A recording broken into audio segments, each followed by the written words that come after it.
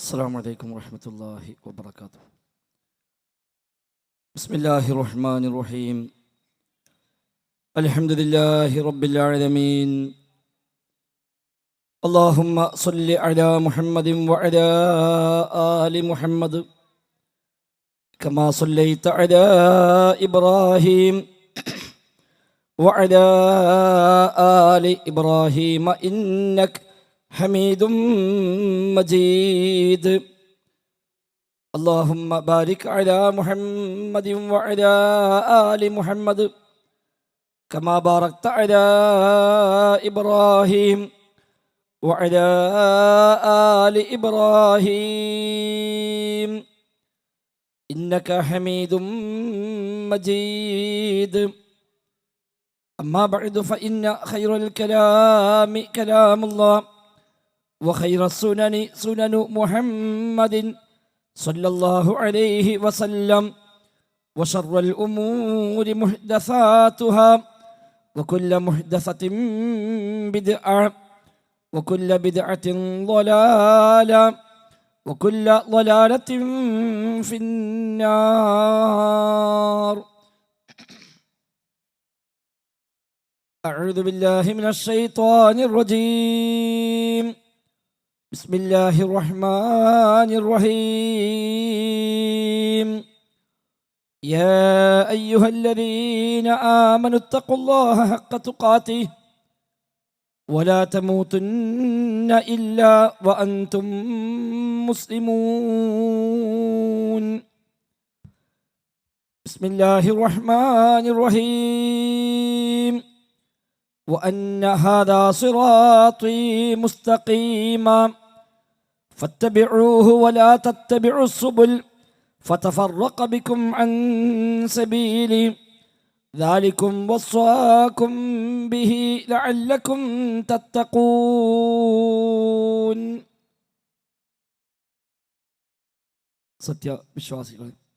വിശ്വാസികളെ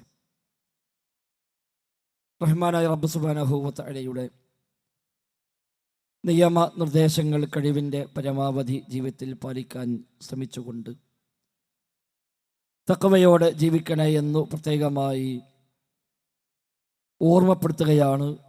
റബ്ബ് സുബ്ഹാനഹു വ തആല നമുക്കെല്ലാം തൗഫീഖ് പ്രദാനം ചെയ്യുമാറാവട്ടെ.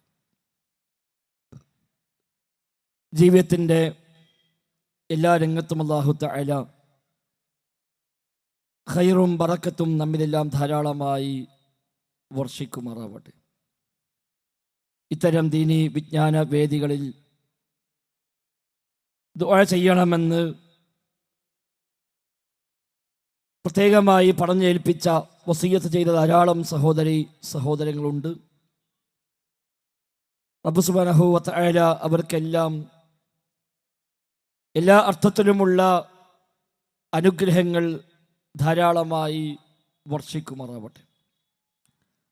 രോഗികൾക്ക് അല്ലാഹു ശിഫ പ്രദാനം ചെയ്യുമാറാവട്ടെ.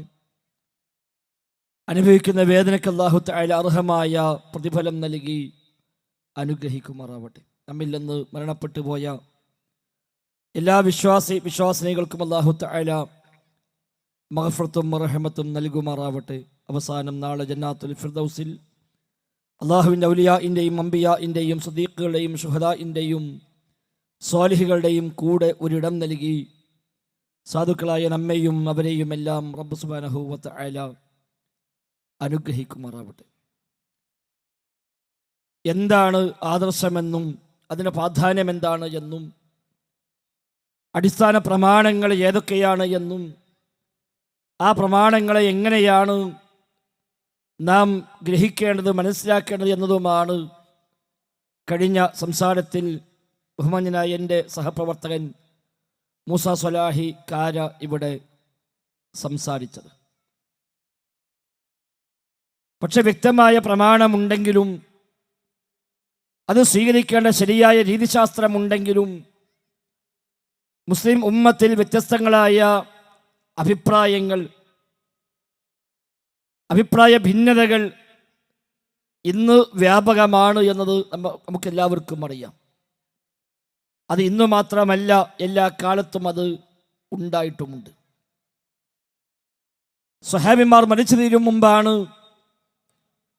ഖവാരിജുകളും ഷിയാക്കളും ഖദരികളുമാകുന്ന പിഴച്ച സംഘങ്ങൾ രംഗത്ത് വന്നത്. തൊട്ടടുത്ത തലമുറയിലാണ് മുഅ്തസിലിയാക്കളും ജഹ്മികളും ജബരികളും ജഅദികളും അടക്കമുള്ള സംഘങ്ങളുണ്ടായത്. ഹിജ്റ 2-ാം നൂറ്റാണ്ടിലാണ് തസവുഫ് എന്ന പേരിൽ ചില ഭക്തി പ്രസ്ഥാനങ്ങൾ ഒറ്റപ്പെട്ട വ്യക്തികളിൽ നിന്ന് ആരംഭിച്ച് അത് പിന്നീട് ഒരു പ്രത്യേകമായ നയനിലപാടുകൾ സ്വീകരിച്ച് പ്രത്യേകമായ പ്രസ്ഥാനമായി രംഗത്ത് വന്ന് മുസ്ലിമീങ്ങൾക്കിടയിൽ സ്വാധീനമുണ്ടാക്കുന്നത്. അവിടുന്ന് ഇങ്ങോട്ട് വ്യത്യസ്തമായ കാലഘട്ടങ്ങളിൽ വ്യത്യസ്തമായ നയനിലപാടുകൾ ഇസ്ലാമിൻ്റെ പേരിൽ ഉണ്ടായിട്ടുണ്ട് എന്നത് യാഥാർത്ഥ്യമാണ്. ചിലരെങ്കിലും ചോദിക്കും, എന്തിനാണ് വ്യത്യസ്തമായ പേരുകൾ? എന്തിനാണ് മുസ്ലിമീങ്ങൾ ഇങ്ങനെ ഓരോ പേരിലായി അറിയപ്പെടുന്നത്? എല്ലാവരും മുസ്ലിമാണ് എന്ന് പറഞ്ഞാൽ പോരെ, പിന്നെന്തിനാണ് അപ്പുറത്ത് വേറൊരു പേര്? കുറേ ആളുകൾ സുന്നി, കുറേ ആൾ മുജാഹിദ്, മറ്റു പല പേരുകൾ, ഇങ്ങനെയൊക്കെ എന്തിനാണ് വ്യത്യസ്തമായ പേരുകൾ സ്വീകരിക്കുന്നത് എന്ന് ചോദിക്കുന്ന ആളുകളുണ്ട്. എല്ലാവരും ശരിയായ മുസ്ലിമീങ്ങളായിരുന്നുവെങ്കിൽ പിന്നെ മറ്റൊരു പേര് ആവശ്യമില്ല. അതാണ് ഒറ്റവാക്കിലെ ഉത്തരം. എല്ലാവരും ശരിയായ മുസ്ലിമീങ്ങളായിരുന്നുവെങ്കിൽ വിശുദ്ധ ഖുർആനിനെയും പ്രവാചക ചര്യയെയും ഇജ്മാഇനെയും ഖിയാസിനെയും ഒക്കെ പ്രമാണമായി സ്വീകരിക്കുകയും അവയെ ആദ്യകാല മുസ്ലിമീങ്ങൾ സ്വീകരിച്ച അതേ വഴിയിൽ തന്നെ സ്വീകരിക്കുകയും ചെയ്യുന്നവരാണ് എല്ലാ മുസ്ലിമീങ്ങളുമെങ്കിൽ പിന്നെ മറ്റൊരു പേര് ആവശ്യമില്ല, മുസ്ലിം എന്ന പേരു മാത്രം മതി. അതുകൊണ്ട് ആ സ്വഹാബിമാരുടെ കാലത്ത് വ്യത്യസ്തമായ പേരുകൾ ഉണ്ടായിട്ടില്ല. അന്ന് എല്ലാവരും ഒറ്റ പേരാണ്, മുസ്ലിം എന്ന പേരാണ്. ഒന്നുകിൽ മുസ്ലിമാണ്, അല്ലെങ്കിൽ മുസ്ലിം അല്ല. ഈ രണ്ട് വ്യത്യാസമേ അക്കാലഘട്ടങ്ങളിൽ ഉള്ളൂ. കാരണം മുസ്ലിമാണ് എന്ന് പറഞ്ഞാൽ പിന്നെ അവിടെ വ്യത്യസ്തമായ നിലപാടുകൾ, അഭിപ്രായ ഭിന്നതകൾ അവർക്കിടയിൽ അന്നുണ്ടായിരുന്നില്ല. ഇന്നങ്ങനെയാണോ? അല്ലല്ലോ. ഇന്നങ്ങനെയല്ല. ഏത് വിഷയമെടുത്താലും അങ്ങനെയല്ല. 5 നേരത്തെ നമസ്കാരം ഏറ്റവും പ്രധാനപ്പെട്ട ഫർളായ അമലായി നമ്മളൊക്കെ കാണുന്നുവെങ്കിൽ ആ നിസ്കാരത്തിൻ്റെ വിഷയത്തിൽ പോലും ഇന്ന് എല്ലാ മുസ്ലിമീങ്ങളും ഒരേ നിലപാടുകാരാണോ? ഒരിക്കലുമല്ല. 3 വക്ത നിസ്കാരമുള്ളൂ എന്ന് വാദിക്കുന്നവരും മുസ്ലിമായി തന്നെയാണ് സമൂഹത്തിലിറങ്ങി പ്രവർത്തിക്കുന്നത്. നിസ്കാരം തന്നെ വേണ്ട, റബ്ബിനെ സ്മരിച്ചാൽ മതി എന്ന് പറയുന്ന ത്വരീഖത്തുകാരും അവരും ശരിയായ ഇസ്ലാമിൻ്റെ വക്താക്കളായാണ് സ്വയം പരിചയപ്പെടുത്തുന്നത്. നിസ്കരിക്കണമെന്നും ആ നിസ്കാരം സാധാരണക്കാർക്ക് മാത്രമേ ഉള്ളൂവെന്നും ഒരാൾ ഒരുപാട് കാലം നിസ്കരിച്ച് പിന്നെ റബ്ബിലേക്ക് അടുത്ത് റബ്ബിലേക്ക് ലയിച്ച് അവനും റബ്ബും ഒന്നായി മാറുന്ന സാഹചര്യം ഉണ്ടായിക്കഴിഞ്ഞാൽ പിന്നെ ഇബാദത്ത് ആവശ്യമില്ല. ഹുലൂൽ ഇത്തിഹാദ് വാദങ്ങൾ, അള്ളാഹുവും അടിമയും കൂടെ ലയിച്ചു ചേർന്ന് ഒന്നായി മാറുന്ന വെള്ളവും ഉപ്പും വെള്ളവും പഞ്ചസാരയും അത് ലയിച്ച് ഒന്നായി മാറുന്നത് പോലെ പടച്ച റബ്ബിലേക്ക് സൃഷ്ടികളങ്ങ് ലയിച്ചില്ലാതായി തീരുന്ന സാഹചര്യം വരുമെന്നും ആ അവസ്ഥ വന്നാൽ പിന്നെ അവൻ നിസ്കരിക്കേണ്ടതില്ല, നോമ്പെടുക്കേണ്ടതില്ല, ഹറാമ ഹലാലുകളൊന്നും അവന് ബാധകമല്ല, അതൊക്കെ അല്ലാത്തവർക്ക് മാത്രമാണ് എന്ന് വാദിക്കുന്ന ത്വരീഖത്തുകാരും അവകാശപ്പെടുന്നത് അവരാണ് ശരിയായ മുസ്ലിമീങ്ങൾ എന്നാണ്. പടച്ച റബ്ബിനെ മാത്രം വിളിച്ചു പ്രാർത്ഥിച്ച് റബ്ബിനെ മാത്രം ആരാധിച്ച് ജീവിതത്തിലെ എല്ലാ മേഖലയിലും പടച്ച റബ്ബിലേക്കെല്ലാം സമർപ്പിച്ച് അവനിൽ തവക്കുലാക്കി ഏതു രംഗത്തും ഹസ്ബി അല്ലാഹ്, എനിക്കല്ല മതി, ഞങ്ങൾക്കല്ല മതി എന്ന് പ്രഖ്യാപിക്കുന്നവരും അവകാശപ്പെടുന്നത് ഞങ്ങളാണ് ശരിയായ മുസ്ലിമീങ്ങൾ എന്നാണ്. അതേസമയം ജീവിതത്തിലെ ഏതേതോ പ്രശ്നങ്ങൾക്കും വ്യത്യസ്തങ്ങളായ സൃഷ്ടികളെ പോയി കണ്ട് ജാരങ്ങളിൽ ചെന്ന് ദർഗകളിൽ ചെന്ന് തങ്ങളും ബീവിയും അടക്കമുള്ള വ്യത്യസ്തങ്ങളായ സിദ്ധവേഷം കെട്ടി നിൽക്കുന്ന ആളുകളെ ചെന്ന് കണ്ട് അവരോട് സങ്കടം പറഞ്ഞ് അവർക്കെല്ലാം എൻ്റെ പ്രശ്നം തീർക്കാൻ കഴിയുമെന്നും അവരെ വാക്ക് മതി, ഒന്ന് പറഞ്ഞാൽ മതി, അവർ നൽകുന്ന നൂല് മതി, അവർ നൽകുന്ന എന്തെങ്കിലും ബറക്കത്തിനായി കൊടുക്കുന്ന വല്ലതും കിട്ടിയാൽ മതി, എല്ലാ പ്രശ്നങ്ങൾക്കും പരിഹാരമാകുമെന്ന് വിശ്വസിച്ച് സൃഷ്ടിയിൽ നിന്ന് സൃഷ്ടിയിലേക്ക് പോകുന്ന ആളുകളെയും അവകാശവാദം ഞങ്ങളുടെ ഇസ്ലാമാണ് ശരിയായ ഇസ്ലാം എന്നാണ്. ഇങ്ങനെ തുടങ്ങി വ്യത്യസ്തങ്ങളായ നയനിലപാടുകൾ സ്വീകരിക്കുന്ന ആളുകൾ എല്ലാവരും ഞങ്ങളാണ് മുസ്ലിമീങ്ങൾ, ഞങ്ങളുടേതാണ് ശരി എന്നവകാശപ്പെടുമ്പോൾ സ്വാഭാവികമായും ഇതെല്ലാം കൂടെ ശരിയാവില്ല എന്ന കാര്യം തീർച്ചയാണല്ലോ. ഇതിൽ ഒന്നാണ് ശരി. അഥവാ അല്ലാഹു സുബ്ഹാനഹു വ തആല വിശുദ്ധ ഖുർആനിൽ അവതരിപ്പിച്ചത്, പ്രവാചകർ സല്ലല്ലാഹു അലൈഹി വസല്ലമ വഹ്യ് പ്രകാരം പഠിപ്പിച്ചത്, ആ നബിയുടെ കൂടെ ജീവിച്ച് ഈ രണ്ട് വഹ്യികളെ ജീവിതത്തിൻ്റെ പ്രാവർത്തികമാക്കി അമൽ ചെയ്തു മാറ്റിയ സ്വഹാബ കിറാം ജീവിതത്തിൽ പാലിച്ചത്, അവർ സ്വീകരിച്ചത്, ആ സ്വഹാബത്തിൽ നിന്ന് പിന്നീട് താബിഉകളെ ഏറ്റുവാങ്ങിയത്, അതാണല്ലോ ശരിയായ ദീന്, അതാണല്ലോ സ്വർഗത്തിലേക്കുള്ള വഴി. വിശുദ്ധ ഖുർആൻ പറഞ്ഞു, വസാബിഖൂനൽ അവ്വലൂൻ മിനൽ മുഹാജിരീന വൽ അൻസാർ വല്ലദീന തബഉഹും ബിഇഹ്സാൻ റളിയല്ലാഹു അൻഹും വറളൂ അൻഹു. ഇസ്ലാമിലേക്ക് ആദ്യകാലത്ത് കടന്നു വന്ന മുൻപന്മാരായ സ്വഹാബിമാരിൽപ്പെട്ട അൻസാരികളും മുഹാജിറുകളും വല്ലദീന തബഉഹും ബിഇഹ്സാൻ, നന്മയിൽ അവരെ പിൻപറ്റിയ ആളുകളും റളിയല്ലാഹു അൻഹും വറളൂ അൻഹു, അല്ലാഹു അവരെ തൃപ്തിപ്പെട്ടിരിക്കുന്നു, അവർ അല്ലാഹുവിനെയും തൃപ്തിപ്പെട്ടിരിക്കുന്നു. പടച്ച റബ്ബിന്റെ തൃപ്തി ലഭിക്കുക, പടച്ച റബ്ബിനെ തൃപ്തിപ്പെടുക, ഇതാണ് ഒരു രക്ഷയ്ക്കുള്ള ഒന്നാമത്തെ യോഗ്യത. ശരിയായ ഈമാനോടെ മരിക്കുമ്പോൾ മലക്കുകളുടെ സന്തോഷ വാർത്ത എന്താ? നീ റബ്ബിലേക്ക് മടങ്ങിക്കോ, ഇർജിഇ ഇലാ റബ്ബികി റാദിയതൻ മർദിയ്യ, സമാധാനമടഞ്ഞ ആത്മാവേ, യാ അയ്യത്തുഹൻ നഫ്സുൽ മുത്മഇന്ന, സമാധാനമടഞ്ഞ ആത്മാവേ, മടങ്ങി വരൂ റബ്ബിലേക്ക്, സ്വർഗത്തിൽ പ്രവേശിക്കൂ, എൻ്റെ അടിമകളുടെ കൂടെ, സ്വാലിഹീങ്ങളായ ദാസന്മാരുടെ കൂടെ നീ സ്വർഗത്തിലേക്ക് വരൂ. എന്താണ് യോഗ്യത? എന്താണ് ക്വാളിഫിക്കേഷൻ? റാദിയതൻ മർദിയ്യ, പടച്ച റബ്ബിനെ തൃപ്തിപ്പെട്ടവനായ നിലയിൽ, പടച്ച റബ്ബ് നിന്റെ കാര്യത്തിലും തൃപ്തിപ്പെട്ടവനായ നിലയിൽ നീ മടങ്ങിക്കോ എന്നാണ്. റാദിയതൻ മർദിയ്യ, അതാണ് സ്വഹാബത്ത് നേടിയ റളിയല്ലാഹു അൻഹും വറളൂ അൻഹു. അവർ അല്ലാഹുവിനെ തൃപ്തിപ്പെട്ടു, അല്ലാഹു അവരെയും തൃപ്തിപ്പെട്ടു. എന്താ വേണ്ടത്? ഒന്ന് അൻസ്വാരികൾ, രണ്ട് മുഹാജിറുകൾ. അതിൽ ഉൾപ്പെടാൻ നമുക്കേതായാലും അവസരം കിട്ടിയില്ല. പക്ഷേ അതിനെ കൂടെ പറഞ്ഞതാണ് വല്ലദീന തബഉഹും ബിഇഹ്സാൻ, നന്മയിൽ അവരെ പിന്തുടർന്നവരും സാബിഖീങ്ങളായ അൻസ്വാരികളെയും മുഹാജിറെയും പിൻപറ്റിയവരും, അവർക്കുമുണ്ട് ഈ ഒരു ഓഫർ. റളിയല്ലാഹു അൻഹും വറളൂ അൻഹു, പടച്ച റബ്ബ് അവരെ തൃപ്തിപ്പെട്ടിരിക്കുന്നു, അവർ അല്ലാഹുവിനെയും തൃപ്തിപ്പെട്ടിരിക്കുന്നു. അതാണ് ശരിയായ ദീന്, അതാണ് സ്വർഗത്തിലേക്കുള്ള വഴി. ആ നിലയ്ക്ക് ജീവിച്ചു മരിക്കാൻ സാധിച്ചാലാണ് ഫദ്ഖുലീ ഫീ ഇബാദി വദ്ഖുലീ ജന്നതി, എൻ്റെ അടിമകളെ കൂട്ടത്തിൽ എൻ്റെ സ്വർഗത്തിലേക്ക് നീ പ്രവേശിച്ചോവെന്ന സന്തോഷ വാർത്തയുമായി മലക്കുകൾ വരുന്നു. മരണസമയത്ത് ഞങ്ങൾ റബ്ബല്ലയാണെന്ന് പ്രഖ്യാപിച്ചവർ, ഇന്നല്ലദീന ഖാലൂ റബ്ബുനല്ലാഹ് സുമ്മ ഇസ്തഖാമൂ, ഞങ്ങൾ റബ്ബ് അല്ലാഹയാണെന്ന് പ്രഖ്യാപിച്ചവർ, സുമ്മ ഇസ്തഖാമൂ, പിന്നെ ആ വഴിയിൽ നേരെ ചൊവ്വേ നിലകൊണ്ടവർ, പിന്നെ വളഞ്ഞ വഴിക്ക് പോയിട്ടില്ല, ആ റബ്ബിൽ നിന്ന് തെറ്റിപ്പോയിട്ടില്ല, പടപ്പുകളിലേക്ക് പോയിട്ടില്ല, ആ റബ്ബ് പഠിപ്പിച്ചതെതിരായി ചെയ്തിട്ടില്ല, ആ റബ്ബ് വിരോധിച്ച കാര്യങ്ങളെ അവൻ ജീവിതത്തിൽ പ്രാവർത്തികമാക്കിയിട്ടില്ല.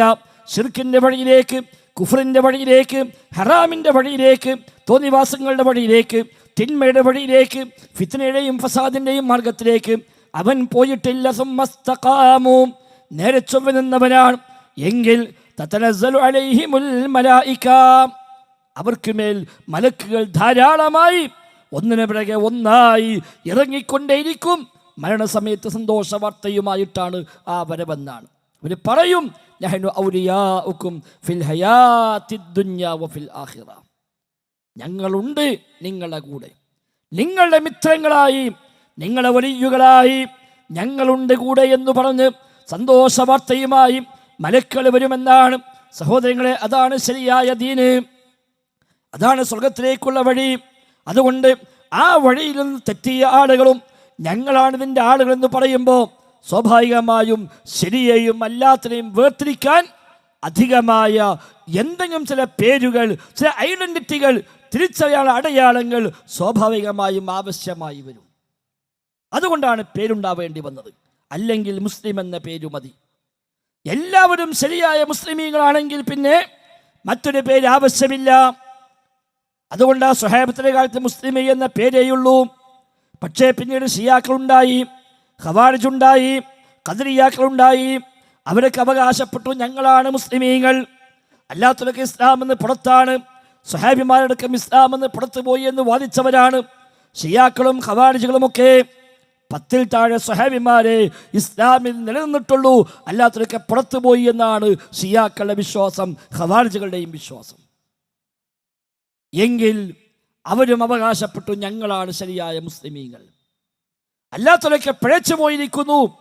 എങ്കിൽ പിന്നെ ഒരാൾ ഞാൻ മുസ്ലിമാണെന്ന് പറഞ്ഞാലും സ്വാഭാവികമായും വിശ്വസിക്കാൻ പറ്റാത്ത സാഹചര്യമുണ്ടായി. അടുത്ത ചോദ്യം ചോദിക്കേണ്ടി വരും, നീ ഏത് മുസ്ലിമാണ്? ഷിയ മുസ്ലിമാണോ, ഖവാരിജാണോ, ഖദരിയാണോ, റാഫിലിയാണോ, ജഹ്മിയാണോ, ജബരിയാണോ, മുഅ്തസിലിയാണോ തുടങ്ങിയ ചോദ്യങ്ങളൊക്കെ ആവശ്യമായി വന്നു. അപ്പോൾ അതിൽ നിന്ന് ശരിയെ മനസ്സിലാക്കാൻ ഒരു അധികമായ പേര്, ഒരു അധികമായ ഐഡന്റിറ്റി അന്നുള്ള മുസ്ലിമീങ്ങൾ സെലക്ട് ചെയ്തു. വിശുദ്ധ ഖുർആനിൻ്റെയും പ്രവാചക വചനങ്ങളുടെയും അടിസ്ഥാനത്തിലാണ് സ്വീകരിച്ചത്.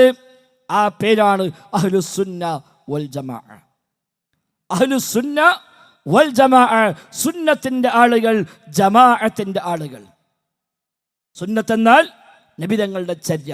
മൂസ സ്വലാഹി വിശദീകരിച്ചു. ഇവിടെ നബിതങ്ങളുടെ വാക്ക്, പ്രവൃത്തി, മൗനാനുവാദങ്ങൾ, നബിതങ്ങൾ ചെയ്യാൻ വിചാരിച്ച കാര്യങ്ങൾ, നബിതങ്ങളുമായി ബന്ധപ്പെട്ട വിശേഷണങ്ങൾ, അതെല്ലാം ഉൾക്കൊള്ളുന്ന പദമാണ് സുന്നത്ത് എന്നത്. ഹദീസ് എന്ന് പറയാം, സുന്നത്ത് എന്ന് പറയാം, ഖബർ എന്ന് പറയാം, അസർ എന്ന് പറയാം, എല്ലാം ഒരേ അർത്ഥത്തിൽ ഉപയോഗിക്കുന്ന പദപ്രയോഗം തന്നെയാണ്. ആ സുന്നത്തിന്റെ ആളുകൾ അഥവാ നബിതങ്ങൾ പഠിപ്പിച്ചതെന്തോ, നബിതങ്ങൾ ചെയ്തു കാണിച്ചതെന്തോ, നബിതങ്ങൾ അംഗീകരിച്ചതെന്തോ, നബിതങ്ങൾ ചെയ്യാൻ വിചാരിച്ച കാര്യങ്ങളെന്തോ, അതെല്ലാം സ്വീകരിക്കുന്ന ആളുകൾ, അത് അഹ്ലുസുന്ന വൽ ജമാഅ. സ്വഹാബത്തിന്റെ ജമാഅത്ത്, സ്വഹാബത്തിന്റെ ഏകോപിച്ച അഭിപ്രായം, ആ സ്വഹാബത്തിനെയും സ്വീകരിക്കുന്ന ആളുകൾ. കാരണം എന്താ? സാബിഖൂനൽ അവ്വലൂൻ മിനൽ മുഹാജിരീന വൽ അൻസ്വാർ വല്ലദീന തബഊഹും ബിഇഹ്സാൻ. ആ ആയത്തിന്റെ ആശയമാണത്. നബിതങ്ങളും പഠിപ്പിച്ചു, നിങ്ങൾ എൻ്റെ ചര്യയെ മുറുകെ പിടിക്കുക, എൻ്റെ സ്വഹാബത്തിൻ്റെ മാർഗത്തെയും നിങ്ങൾ സ്വീകരിക്കുക.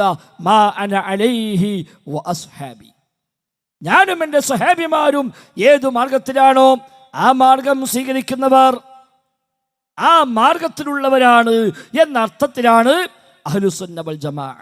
അപ്പൊ ഷിയാക്കൾ പറഞ്ഞു സുന്നത്ത് സ്വീകരിക്കാം, ജമാഅത്ത് സ്വീകരിക്കാൻ ഞങ്ങളില്ല.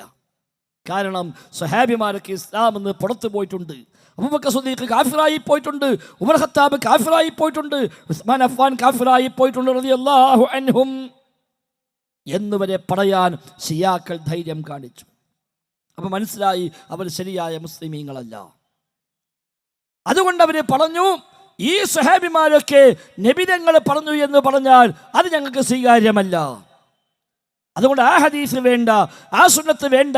കാരണം എന്താ? അത് നബിതങ്ങൾ പറഞ്ഞുവെന്ന് ആരാ പറഞ്ഞത്? അബൂബക്കർ സിദ്ദീഖ് അല്ലേ പറഞ്ഞത്? അദ്ദേഹം മുസ്ലിം അല്ല, അതുകൊണ്ട് അദ്ദേഹം പറഞ്ഞ ഹദീസൊന്നും സ്വീകാര്യമല്ല. ഉമർ ഖത്താബ് പറഞ്ഞ ഹദീസൊന്നും സ്വീകാര്യമല്ല, ഉസ്മാൻ അഫ്ഫാൻ പറഞ്ഞ ഹദീസൊന്നും സ്വീകാര്യമല്ല, ആയിഷ ബീവി പറഞ്ഞ ഹദീസൊന്നും സ്വീകാര്യമല്ല. അതൊക്കെ അസ്വീകാര്യമാണെന്ന് പറഞ്ഞ് അവർ തള്ളിക്കളഞ്ഞു. അഹ്ലുസുന്ന വൽ ജമാഅ എന്ന ഒരു പേരങ്ങ് സ്വീകരിച്ചപ്പോൾ ഇവരൊക്കെ ശരിയായ മുസ്ലിമീങ്ങളല്ല എന്ന് മനസ്സിലാക്കാൻ ആ ഒറ്റ പേര് മതി. അന്ന് വേറെ ചോദ്യമില്ല. ഒരാളെ പരിചയപ്പെട്ട് ഞാൻ മുസ്ലിമാന്ന് പറഞ്ഞാൽ ഫസ്റ്റ് ചോദ്യം അഹ്ലുസുന്ന വൽ ജമാഅയാണോ? അല്ല, അത് ഞാനല്ല. അപ്പം മനസ്സിലായി ഒരാൾ ശരിയല്ല. ഇതാണ് ആ പേര് വന്ന പശ്ചാത്തലം. അങ്ങനെ ശരിയെയും അല്ലാത്തതിനെയും വേർതിരിക്കാൻ നൂറ്റാണ്ടുകൾ ആ പേരിൽ തന്നെ മതിയായി പോന്നു. പക്ഷേ കുറച്ചു കാലം മുന്നോട്ട് പോയപ്പോൾ അഹ്ലുസുന്നയുടെ പേരിൽ തന്നെ വ്യാജന്മാർ വന്നു. അഹ്ലുസുന്നയുടെ പേരിൽ തന്നെ തെറ്റായ ആശയങ്ങൾ വന്നു. മുൻഗാമികൾക്ക് പരിചയമില്ലാത്ത, സ്വഹാബത്തിന് പരിചയമില്ലാത്ത, താബിഈങ്ങൾക്ക് പരിചയമില്ലാത്ത, ആദ്യകാല മുസ്ലിമീങ്ങൾ പഠിപ്പിച്ചതല്ലാത്ത പുതിയ വിശ്വാസങ്ങൾ, പുതിയ നയനിലപാടുകൾ, പുതിയ ആചാര്യങ്ങൾ മതത്തിൻ്റെ പേരിൽ കടന്നു വന്നു. അപ്പോഴും അവകാശപ്പെടുന്നു ഞങ്ങളാണ് സുന്നത്ത് ജമാഅത്ത്. അശ്രിയത്തുണ്ടായി, മാതുരിയത്തുണ്ടായി, തസവുഫുണ്ടായി, അത്തരം വഴികളൊക്കെ കടന്നു വന്നു. അപ്പൊ പിന്നെ അവരും പറയുന്നു അഹ്ലുസുന്ന വൽ ജമാഅ, അല്ലാത്തവരും പറയുന്നു അഹ്ലുസുന്ന വൽ ജമാഅ. അപ്പൊ അഹ്ലുസുന്ന എന്ന പേര് കൊണ്ട് മാത്രം വേർതിരിക്കാൻ കഴിയാത്ത ഘട്ടത്തിലേക്ക് പിന്നീട് വന്നു. അതിനും വ്യാജന്മാർ വന്നു. അപ്പം പിന്നെ അടുത്ത ചോദ്യം കൂടി ആവശ്യമായി വരും, സ്വാഭാവികമാണ്. അങ്ങനെയാണ് ആദ്യകാലങ്ങളിൽ ഹിജ്റ 5, 6, 7, 8 നൂറ്റാണ്ടിലൊക്കെ ദീന് കൈകാര്യം ചെയ്ത, അഖീദ കൈകാര്യം ചെയ്ത പണ്ഡിതന്മാരൊക്കെ വിശ്വാസപരമായ കാര്യങ്ങൾ പറയുമ്പോൾ ഒരു പ്രത്യേകം എടുത്തു പറയും, ഫഇന്നമാ നസ്ലുകു ഫീഹാ മസ്ലക സലഫിസ് സ്വാലിഹ്. ഇമാം ഇബ്നു കസീർ റഹിമഹുള്ളയുടെ തഫ്സീറിൽ അള്ളാഹുവിൻ്റെ സിഫാത്തുമായി ബന്ധപ്പെട്ട പല ആയത്തുകളെയും വിശദീകരിക്കുമ്പോൾ അദ്ദേഹം കൊടുത്ത പ്രയോഗം അതാണ്. ആളുകൾക്ക് വ്യത്യസ്തമായ നിലപാടുണ്ട്, പക്ഷേ വഇന്നമാ നസ്ലുകു ഫീഹാ, ഉദാഹരണമായി സൂറത്തു അഅറാഫിൽ 55-ാമത്തെ ആയത്ത്, ആ ആയത്തിലെ വ്യാഖ്യാനത്തിൽ ഇബ്നു കസീർ റഹിമഹുള്ള പറയാണ്, വലിന്നാസി ഫീ ഹാദൽ മഖാമി മഖാലാത്തുൻ കസീറത്തുൻ ജിദ്ദാ ലൈസ ഹാദാ മൗളിഉ ബസ്തിഹാ വഇന്നമാ നസ്ലുകു ഫീഹാ മസ്ലക സലഫിസ് സ്വാലിഹി മാലിക് വൽ ഔസാഇ വഅഹ്മദ വശാഫിഈ വല്ലൈസ് വഇസ്ഹാഖ് ബിൻ റാഹവൈഹി വഗൈരിഹിം മിൻ അയിമ്മത്തിൽ മുസ്ലിമീന ഖദീമൻ വഹദീസാ. ഈ വിഷയത്തിൽ മുസ്ലിമീങ്ങളിൽ വ്യത്യസ്തമായ നിലപാട് ഇന്നുണ്ട്. വലിന്നാസി ഫീ ഹാദൽ മഖാം, ഈ വിഷയത്തിൽ ആളുകൾക്ക് വ്യത്യസ്തമായ നിലപാടുണ്ട്. ഏത് വിഷയം? അർ-റഹ്മാനു അലൽ അർശി ഇസ്തവാ, അല്ലാഹു തആല അർശിൽ ഇസ്തിവാ ആയി, അർശിൽ ഉപവിഷ്ടനായി എന്ന ആയത്ത് വ്യാഖ്യാനിക്കുമ്പോഴാണ്, സുമ്മ ഇസ്തവാ അലൽ അർശ് എന്ന പ്രയോഗത്തെ വ്യാഖ്യാനിക്കുമ്പോഴാണ് ഇബ്നു കസീർ റഹിമഹുല്ലാ പറഞ്ഞത്, ആളുകൾ ഈ വിഷയത്തിൽ വ്യത്യസ്തമായ നിലപാടുകാരാണ്. പക്ഷേ വഇന്നമാ നസ്ലുകു ഫീഹാ, നിശ്ചയമായും നാം സ്വീകരിക്കുന്ന മാർഗം മസ്ലക സലഫിസ് സ്വാലിഹി, സലഫുസ് സ്വാലിഹീങ്ങളുടെ മാർഗമാണ് നമ്മുടെ മാർഗം. സച്ചരിതരായ മുൻഗാമികളുടെ മാർഗമാണ് നമ്മുടെ മാർഗം. ആരാണ് മുൻഗാമികൾ? മാലിക് വൽ ഔസാഇ വസ്സൗരി വല്ലൈസ്, ഇമാം മാലിക്കിൻ്റെ, ഇമാം ഔസാഇയുടെ, ഇമാം സൗരിയുടെ, ഇമാം ലൈസിൻ്റെ, ഇമാം അഹ്മദിൻ്റെ, ഇമാം ഷാഫിയുടെ, ഇമാം ഇസ്ഹാഖിൻ്റെ വഗൈരിഹിം, അവരല്ലാത്തവരുമായ മിൻ അഇമ്മത്തിൽ മുസ്ലിമീന ഖദീമൻ വഹദീസ, മുസ്ലിമീങ്ങളുടെ ഇമാമുമാരായി അംഗീകരിക്കപ്പെട്ടു പോന്ന ഈ ഇമാമീങ്ങളൊക്കെ ഈ വിഷയത്തിൽ പറഞ്ഞ നിലപാടെന്തോ ആ നിലപാടാണ് നമ്മുടെയും നിലപാട് എന്ന് പറഞ്ഞുകൊണ്ടാണ് ഇബ്നു കസീർ റഹിമഹുല്ലാ അഹ്ലുസുന്നയുടെ വിശ്വാസം എന്താണ് എന്ന് ആ വിഷയത്തിൽ പഠിപ്പിച്ചത്. അന്ന് അത്തരം പദപ്രയോഗങ്ങൾ സ്വീകരിച്ചു വന്നു. മൻഹജു സലഫ്, മസ്ലഖു സലഫ്, ത്വരീഖത്തു സലഫ് തുടങ്ങിയ പ്രയോഗങ്ങൾ അക്കാലങ്ങളിൽ കാണാം. ത്വരീഖത്തു സലഫ്, സലഫിൻ്റെ മാർഗം, മുൻഗാമികളുടെ മാർഗം. മസ്ലഖു സലഫ്, സലഫ് സ്വീകരിച്ച മാർഗം. മൻഹജു സലഫ്, സലഫിൻ്റെ രീതിശാസ്ത്രം എന്ന പ്രയോഗങ്ങളൊക്കെ അക്കാലങ്ങളിൽ ഹിജ്റ 5, 6, 7, 8 നൂറ്റാണ്ടിലൊക്കെ പണ്ഡിതന്മാർ ധാരാളമായി പ്രയോഗിച്ചത് കാണാം. എന്താ കാരണം? കാരണം ഖലഫിൻ്റെ മാർഗം വേറെ വന്നു, സലഫിൻ്റെ മാർഗം വേറെയായി. അപ്പോൾ പിൽക്കാലക്കാരുടെ മാർഗത്തിലല്ല ഞങ്ങളുള്ളത് മുൻഗാമികളുടെ പൗരാണികളുടെ മാർഗത്തിലാണ് എന്ന് പഠിപ്പിക്കാൻ വേണ്ടിയാണ് ആ ഒരു പ്രയോഗം പ്രയോഗിച്ചത്. അശ്അരികളൊക്കെ സ്വീകരിച്ചതോ ഖലഫിൻ്റെ മാർഗമാണ്. പലപ്പോഴും നമ്മുടെയൊക്കെ നാട്ടിൽ പള്ളി ദർസുകളിൽ അഖീദ പഠിപ്പിക്കുന്ന കിതാബ് ശറഹുൽ അഖായിദ് പോലെയുള്ള, ജൗഹറത്തുൽ തൗഹീദ് പോലെയുള്ള പള്ളി ദർസിൽ അഖീദ പഠിപ്പിക്കുന്ന, വിശ്വാസം പഠിപ്പിക്കുന്ന ഗ്രന്ഥങ്ങളൊക്കെ കാണാം. ത്വരീഖത്തുൽ ഖലഫാണ് നമ്മൾ സ്വീകരിക്കുന്നത്. ഖലഫിൻ്റെ മാർഗം, പിൻഗാമികളുടെ മാർഗമാണ് നമ്മൾ സ്വീകരിക്കുന്നത്. കാരണം എന്താ?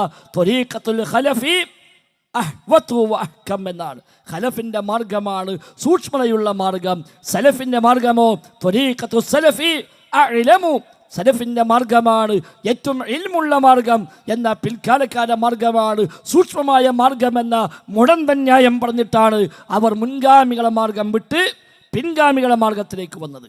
അതുകൊണ്ട് നമ്മളൊക്കെ നാട്ടിൽ നിസ്കാരത്തിൽ ഷാഫി മദ്ഹബ്, ഹനഫി മദ്ഹബ് എന്നൊക്കെ പറയും. അഖീദയിലോ ഷാഫി മദ്ഹബില്ല.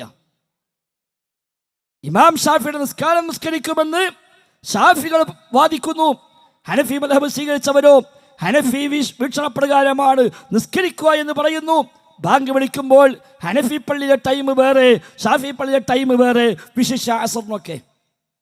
എന്നാൽ വിശ്വാസ രംഗത്ത് അബൂ ഹനീഫയുടെ വിശ്വാസം സ്വീകരിക്കുന്നുവെന്ന് പറയാൻ ഹനഫികൾ തയ്യാറല്ല. ഷാഫി ഇമാമിന്റെ വിശ്വാസം സ്വീകരിക്കുന്നുവെന്ന് പറയാൻ ഷാഫികൾ തയ്യാറല്ല. കാരണം എന്താ? അബൂ ഹനീഫയുടെ വിശ്വാസം സലഫിൻ്റെ വിശ്വാസത്തിൽപ്പെട്ടതാണ്. ഇമാം ഷാഫിയുടെ വിശ്വാസം മുൻഗാമികളുടെ വിശ്വാസമാണ്, ശരിയായ വിശ്വാസമാണ്. അത് സ്വീകരിച്ചില്ല.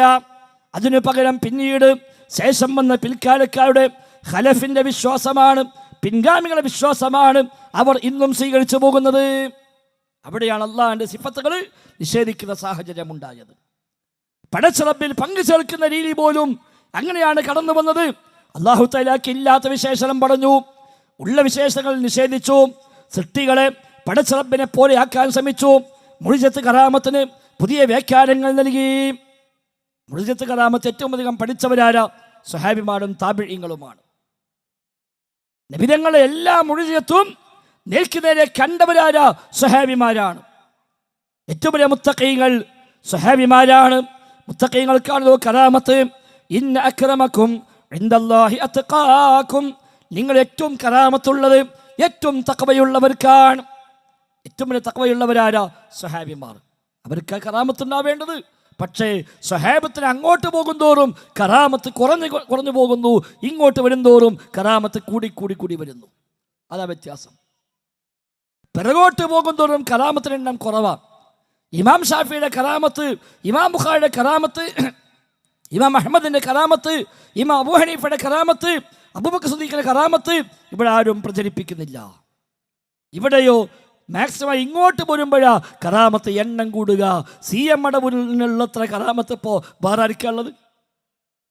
തഖവ കൊണ്ടോ CM മടവൂരാണോ അവരെക്കാളൊക്കെ മീതെ? ഒരിക്കലുമല്ലല്ലോ. ഇങ്ങോട്ട് വരും തോറും കറാമത്തിന്റെ വ്യാപ്തി കൂടുന്നു. മുൻഗാമികളിലേക്ക് പോകും തോറും കറാമത്തിന്റെ എണ്ണം കുറഞ്ഞു വരുന്നു. കാരണം എന്താ? അന്ന് കറാമത്ത് കച്ചവടമല്ല. അന്ന് കറാമത്ത് ഇസ്തിഖാമത്തിന് വേണ്ടിയാണ്. അന്ന് കറാമത്ത് സബാത്തിന് വേണ്ടിയാണ്. അള്ളാന്റെ മാർഗത്തിൽ ഉറച്ചു നിൽക്കുമ്പോൾ റബ്ബ് നൽകുന്ന അംഗീകാരമാണ്, ആദരവാണ് കറാമത്ത്. അന്ന് കറാമത്തുണ്ടായാൽ മറച്ചു വെക്കുകയാ ചെയ്യാം. റാസി റഹിമഹുല്ലാഹ് തഫ്സീർ റാസിയിൽ സൂറത്തുൽ കഹ്ഫിലെ ആയത്തിനെ വ്യാഖ്യാനത്തെ അദ്ദേഹം രേഖപ്പെടുത്തി. കാനൂ യഖാഫൂന മിനൽ കറാമ കമാ യഖാഫൂന മിൻ അൻവാഇൽ ബലാ. ആദ്യകാലക്കാരും മുൻഗാമികളായ ആളുകളൊക്കെ കറാമത്തിനെ പേടിക്കുമായിരുന്നു. കമാ യഖാഫൂന മിൻ അൻവാഇൽ ബലാ, വ്യത്യസ്തമായ പരീക്ഷണങ്ങളെ പേടിക്കുന്നത് പോലെ. പരീക്ഷണമുണ്ടാകുമോ എന്ന് പേടിക്കുന്നുവല്ലോ, അതുപോലെ പേടിയായിരുന്നു കറാമത്തുണ്ടാകുമോ എന്ന്. കറാമത്തുണ്ടാകാൻ ബേജാറാ അവർക്ക്. കാരണം എന്താ? കറാമത്തുണ്ടായാൽ ആ കറാമത്ത് വെച്ച് ഒരു പക്ഷേ പിശാചവനെ വഴിതെറ്റിക്കാൻ സാധ്യതയുണ്ട്. ആ കറാമത്ത് കാണിച്ച് അഹങ്കാരമുണ്ടാവാൻ, പൊങ്ങച്ചമുണ്ടാവാൻ, ലോകമാന്യമുണ്ടാവാൻ, കിബറുണ്ടാകാനൊക്കെയുള്ള സാധ്യത കൂടുതലാണ്. അതുകൊണ്ട് വല്ല കറാമത്തുമുണ്ടായാൽ മറച്ചു വെക്കാനാണ് അവർ പരിശ്രമിച്ചത്. ഇന്നോ ഉണ്ടായതിൽ 10 ഇരട്ടി കൂട്ടിയിട്ട് അച്ചടിച്ച് വിതരണം ചെയ്യാനും അത് പ്രചരിപ്പിക്കാൻ ആളെ വെക്കാനുമാണ് ഇന്ന് ആളുകൾ തയ്യാറാകുന്നത്. അവിടെയാണ് ആദർശ മാറ്റമുണ്ടായത്. ഉസ്താദ് പ്രസംഗിച്ചത് മരിച്ചാ പിന്നെ കറാമത്ത് കൂടുന്ന, മരിച്ചു കഴിഞ്ഞാൽ കറാമത്ത് കൂടും, പവർ കൂടും, മയ്യത്ത് പഴകും തോറും കറാമത്ത് കൂടുമെന്നാണ് തോന്നിപ്പോകും. ആ സംസാരം കേട്ടാൽ സാക്ഷാൽ കാന്തപുരം മുസ്ലിയാരാണ് ആ പ്രസംഗം നടത്തിയത്. ഒരാൾ മരിച്ചാൽ പിന്നെ കറാമത്ത് അങ്ങനെ കൂടുക, പവർ കൂടുകയാണ് എന്നാണ് അദ്ദേഹം പറയുന്ന ആ പ്രസംഗം. നമുക്കൊന്ന് കേൾക്കാം. ഇവിടെ മഹാന്മാരെ ജീവിതം തുടങ്ങുന്നേ ഉള്ളൂ. മഹാന്മാർ ഈ ലോകത്ത് നിന്ന് മരണപ്പെട്ടാൽ ഇനി അവരെ ജീവിതം തുടങ്ങുകയാണ്. അവരെ കറാമത്തുകളും മഹത്വങ്ങളും വർദ്ധിച്ചു വരികയാണ്. അവരെ പവർ ഇങ്ങനെ കൂടിക്കൂടി വരികയാണ്. അപ്പൊ അവര് മരിക്കുന്നതോടെ ജീവിതം ആരംഭിക്കുന്നേ ഉള്ളൂ. കറാമത്ത് തുടങ്ങാണ് മരിച്ചാൽ പിന്നെ. അതിനുള്ളതൊന്നുമല്ല AP മുഹമ്മദ് മുസ്ലിയാർ കാന്തപുരം, ജൂനിയർ കാന്തപുരം എന്നറിയപ്പെടുന്ന AP മുഹമ്മദ് മുസ്ലിയാരാണ് ആ പ്രസംഗിച്ചത്. എന്താ പറഞ്ഞത്? മഹാന്മാര് മരിക്കുമ്പോൾ തുടങ്ങുന്നേ ഉള്ളൂ, ഇനി അങ്ങോട്ട് പവർ കൂടി പോകുന്ന. സാധാരണ ഉണങ്ങിയ പവർ കൂടുതൽ കുറുന്തോട്ടിക്കാണ്. അല്ലാതെ കറാമത്തും ഈ മരണവും എന്താ ബന്ധമുള്ളത്? കറാമത്ത് അല്ലാഹു തആല ആദരിക്കലാണ്. മറിയം ബീവിയുടെ കറാമത്ത് അല്ലാഹു ഖുർആനിൽ പറഞ്ഞു. പുരുഷ സ്പർശനമില്ലാതെ ഗർഭിണിയായി കറാമത്താണ്. അപ്പം മരിക്കുന്നതിന് മുമ്പ് ഒരു ഗർഭിണി ഒരു കുട്ടി ജനിച്ചു. ഇനി മരിച്ചതിന് ശേഷം 10 പ്രസവിക്കവര് മരിച്ച കറാമത്ത് കൂടല്ലേ? അങ്ങനെ ഉണ്ടാവോ? ഈ പറഞ്ഞ മുസ്ലിയാരും മരിച്ചുപോയി. അതിന് ശേഷം എന്തേണ്ടായത്? ജീവനുള്ള കാലത്ത് എന്നും വൈകുന്നേരം വീട്ടിൽ എത്തിയിരുന്നു. 10 ദിവസം ഫുൾ ടൈം വീട്ടിൽ തന്നെയാണോ? അല്ലല്ലോ സഹോദരങ്ങൾ. ഇന്ന് കറാമത്ത് കച്ചവടമാണ്. ഇന്ന് കറാമത്ത് കച്ചവടമാണ്. കറാമത്ത് കൊടുത്ത കഴിവാണെന്ന് പറഞ്ഞു, യഥേഷ്ടം കൈകാര്യം ചെയ്യാമെന്ന് പറഞ്ഞു. എവിടുന്ന് വിളിച്ചാലും കേൾക്കുമെന്ന് പറഞ്ഞു. വല്ലാനീലത്തീന്നും എന്നെ വിളിപ്പോർക്ക് ഭയപൂടാതു തീരം ചെയ്യും ഞാനെന്നോവർ. എവിടുന്ന് വിളിച്ചാലും ശരി, ഏത് നാട്ടിൽ നിന്നാവട്ടെ, ഏത് ഭാഷയിലാവട്ടെ, ഏത് സമയത്താവട്ടെ, എന്താവശ്യത്തിനാവട്ടെ, ആരെപ്പ എവിടുന്ന് എന്തിനു വേണ്ടി വിളിച്ചാലും ആ വിളിക്കെല്ലാം കേട്ടുത്തരം ചെയ്യാൻ, അല്ല വിളിച്ചവൻ്റെ വായ പൂടും മുമ്പ് ഉത്തരം ചെയ്യാൻ കഴിയുന്നവരാണ് മുഹീദ്ദീൻ ശൈഖ് എന്നാണ് മുഹീദ്ദീൻ മാലയിൽ പഠിപ്പിച്ചത്. കുപ്പിയകത്തുള്ള വസ്തുവിനെ പോലെ കാണാൻ ഞാൻ നിങ്ങളുടെ കൽഭാഗമെന്നോവർ. കണ്ണിൽ കാണാത്തതും കൽഭകത്തുള്ളതും കൺകൊണ്ട് കണ്ടപ്പോൾ കാട്ടിപ്പറഞ്ഞോവർ. കണ്ണിൽ കാണാത്തത് വരെ കണ്ട പോലെ പറഞ്ഞവരാണ്.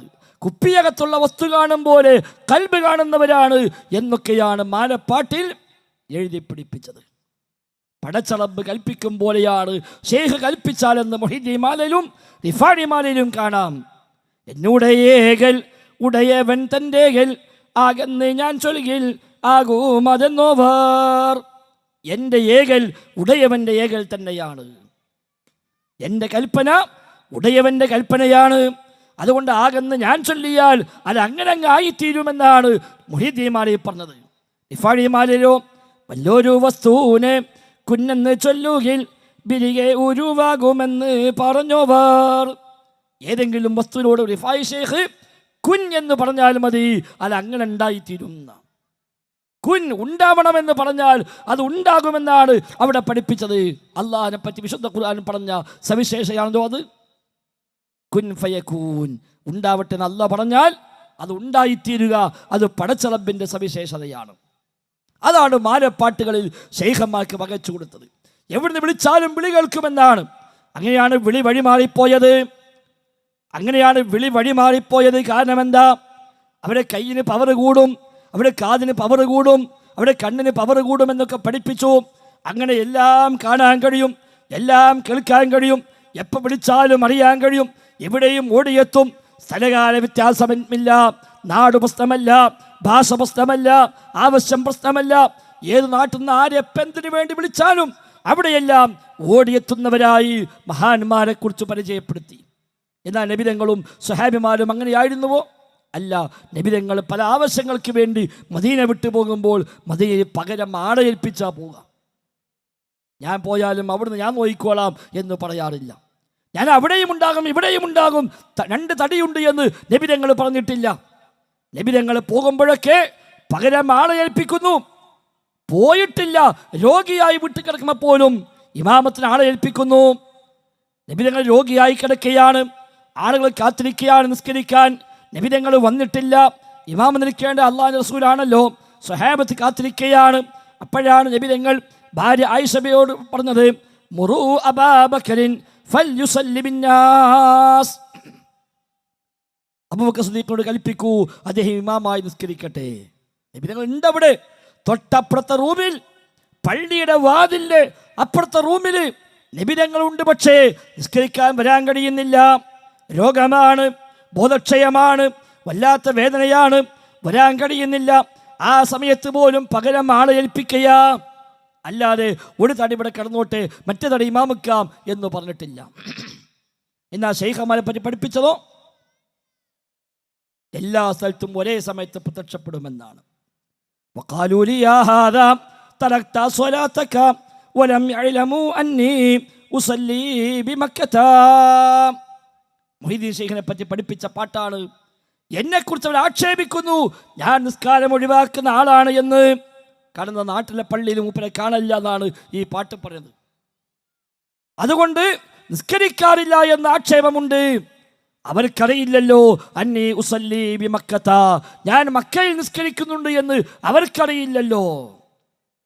വലാ ജാമിഉൻ ഇല്ലാ വലി ഫീഹി മിംബറു വലാ മിംബറുൻ ഇല്ലാ വലി ഫീഹി ഖുത്ബതി.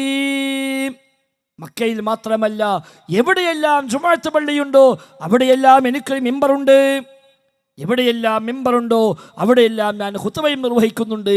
അത് അവർക്കറിയില്ലല്ലോ. നാട്ടിലെ പള്ളിക്ക് മാത്രം കാണൂല, അത് കാര്യമാക്കണ്ട. എല്ലാ പള്ളിയിലും ഞാനുണ്ട്, എല്ലാ മിമ്പറിലും ഞാനുണ്ട്. അവിടേക്ക് ഖതീബ് ഞാനാണ്, അവിടേക്ക് ഇമാം ഞാനാണ്. അതുകൊണ്ട് നാട്ടിലെ പള്ളി മഹ്മൂമായി കണ്ടില്ലെങ്കിൽ ആക്ഷേപിക്കണ്ട എന്ന് പാട്ടെഴുതി വെച്ചു. എന്തിന്? നിസ്കരിക്കാത്തവൻ ഔലിയാക്കാൻ വേണ്ടി.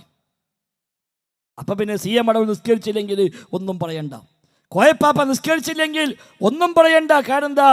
മക്കത്തുണ്ടാവും, അല്ലെങ്കിൽ മദീനത്തുണ്ടാകും, അവർ പലയിടത്തും ഉണ്ടാകും. നമ്മൾ കാണുന്നില്ല എന്നത് കാര്യമാക്കേണ്ടതില്ല എന്ന ന്യായം പറയാൻ വേണ്ടി കറാമത്തിൻ്റെ മറവിൽ ഇത്തരം കച്ചവട ചരക്കുകൾ ഇവിടെ ചെലവാക്കാൻ ശ്രമമുണ്ടായി. സാക്ഷാൽ പേരോട് മുസ്ലിയാർ പ്രസംഗിച്ച ഒരു പ്രസംഗം കേൾക്കാം നിങ്ങൾക്ക്. എന്താ പറഞ്ഞ? കറാമത്തിൻ്റെ പേരിൽ അദ്ദേഹം പറഞ്ഞു കൊടുക്കുന്നത് എന്താ? പവർ കൂടാണ്. കണ്ണിന് പവർ കൂടും, കാതിന് പവർ കൂടും, മൊത്തത്തിൽ പവർ കൂടും. അങ്ങനെ എല്ലാം എവിടുന്നും കേൾക്കാനും കാണാനും കഴിയുന്ന അവസ്ഥയിലേക്ക് എത്തുമെന്നാണ് കറാമത്തിൻ്റെ മറവിൽ ഇമാമിങ്ങളെ കിതാബെന്ന് തെറ്റായി ഉദ്ധരിച്ചുകൊണ്ട് അദ്ദേഹം സംസാരിക്കുന്നത്. ആ ഭാഗം കൂടി കേൾക്കാം നമുക്ക്. അവിടുന്നും പറഞ്ഞു, അതുപോലെ ഇമാം റാസി പറഞ്ഞു, പല മഹാന്മാരും പറഞ്ഞു, അവരുടെ കണ്ണിന് അസാധാരണമായ കാഴ്ചയുണ്ടാകും. അങ്ങനെ യുബ്സിറുൽ ഖരീബ വൽ ബഈദ്, അടുത്തുള്ളതും ദൂരെയുള്ളതും കാണും. യസ്മഉൽ ഖരീബ വൽ ബഈദ്, ദൂരെയുള്ളതും അടുത്തുള്ളതും കേൾക്കും. കൈകൊണ്ട് അസാധാരണമായ പലതും ചെയ്യാൻ കഴിയും. കാലുകൊണ്ട് അസാധാരണമായി പല സ്ഥലത്തും എത്താൻ കഴിയും. അങ്ങനെ അതിനെല്ലാം അസാധാരണമായ കഴിവുകൾ ലഭിക്കും. അപ്പം എല്ലാത്തിനും അസാധാരണമായ കഴിവ് ലഭിക്കുന്ന, അങ്ങനെ കഴിവ് ലഭിക്കുന്നതല്ല കറാമത്ത്. കഴിവ് ലഭിക്കുന്നതല്ല കറാമത്ത്. ദൂരെയുള്ളത് കേൾക്കും കറാമത്ത് കൊണ്ട്, ശരിയാണ്. അടുത്തുള്ളത് കേട്ട കറാമത്താവില്ലല്ലോ. ദൂരെയുള്ളത് കേൾക്കുമ്പോഴേ ആ കറാമത്താവുക. പക്ഷേ ദൂരെയുള്ളത് കേൾക്കാനുള്ള കഴിവുണ്ടാകണോ കറാമത്ത്? അല്ല, അതാ വ്യത്യാസം. ദൂരെയുള്ളത് കേൾക്കും കറാമത്തിലൂടെ. അത് ഒരു കാര്യമല്ല, കേൾപ്പിച്ചാൽ അത് കേട്ടു, അത് കഴിഞ്ഞു.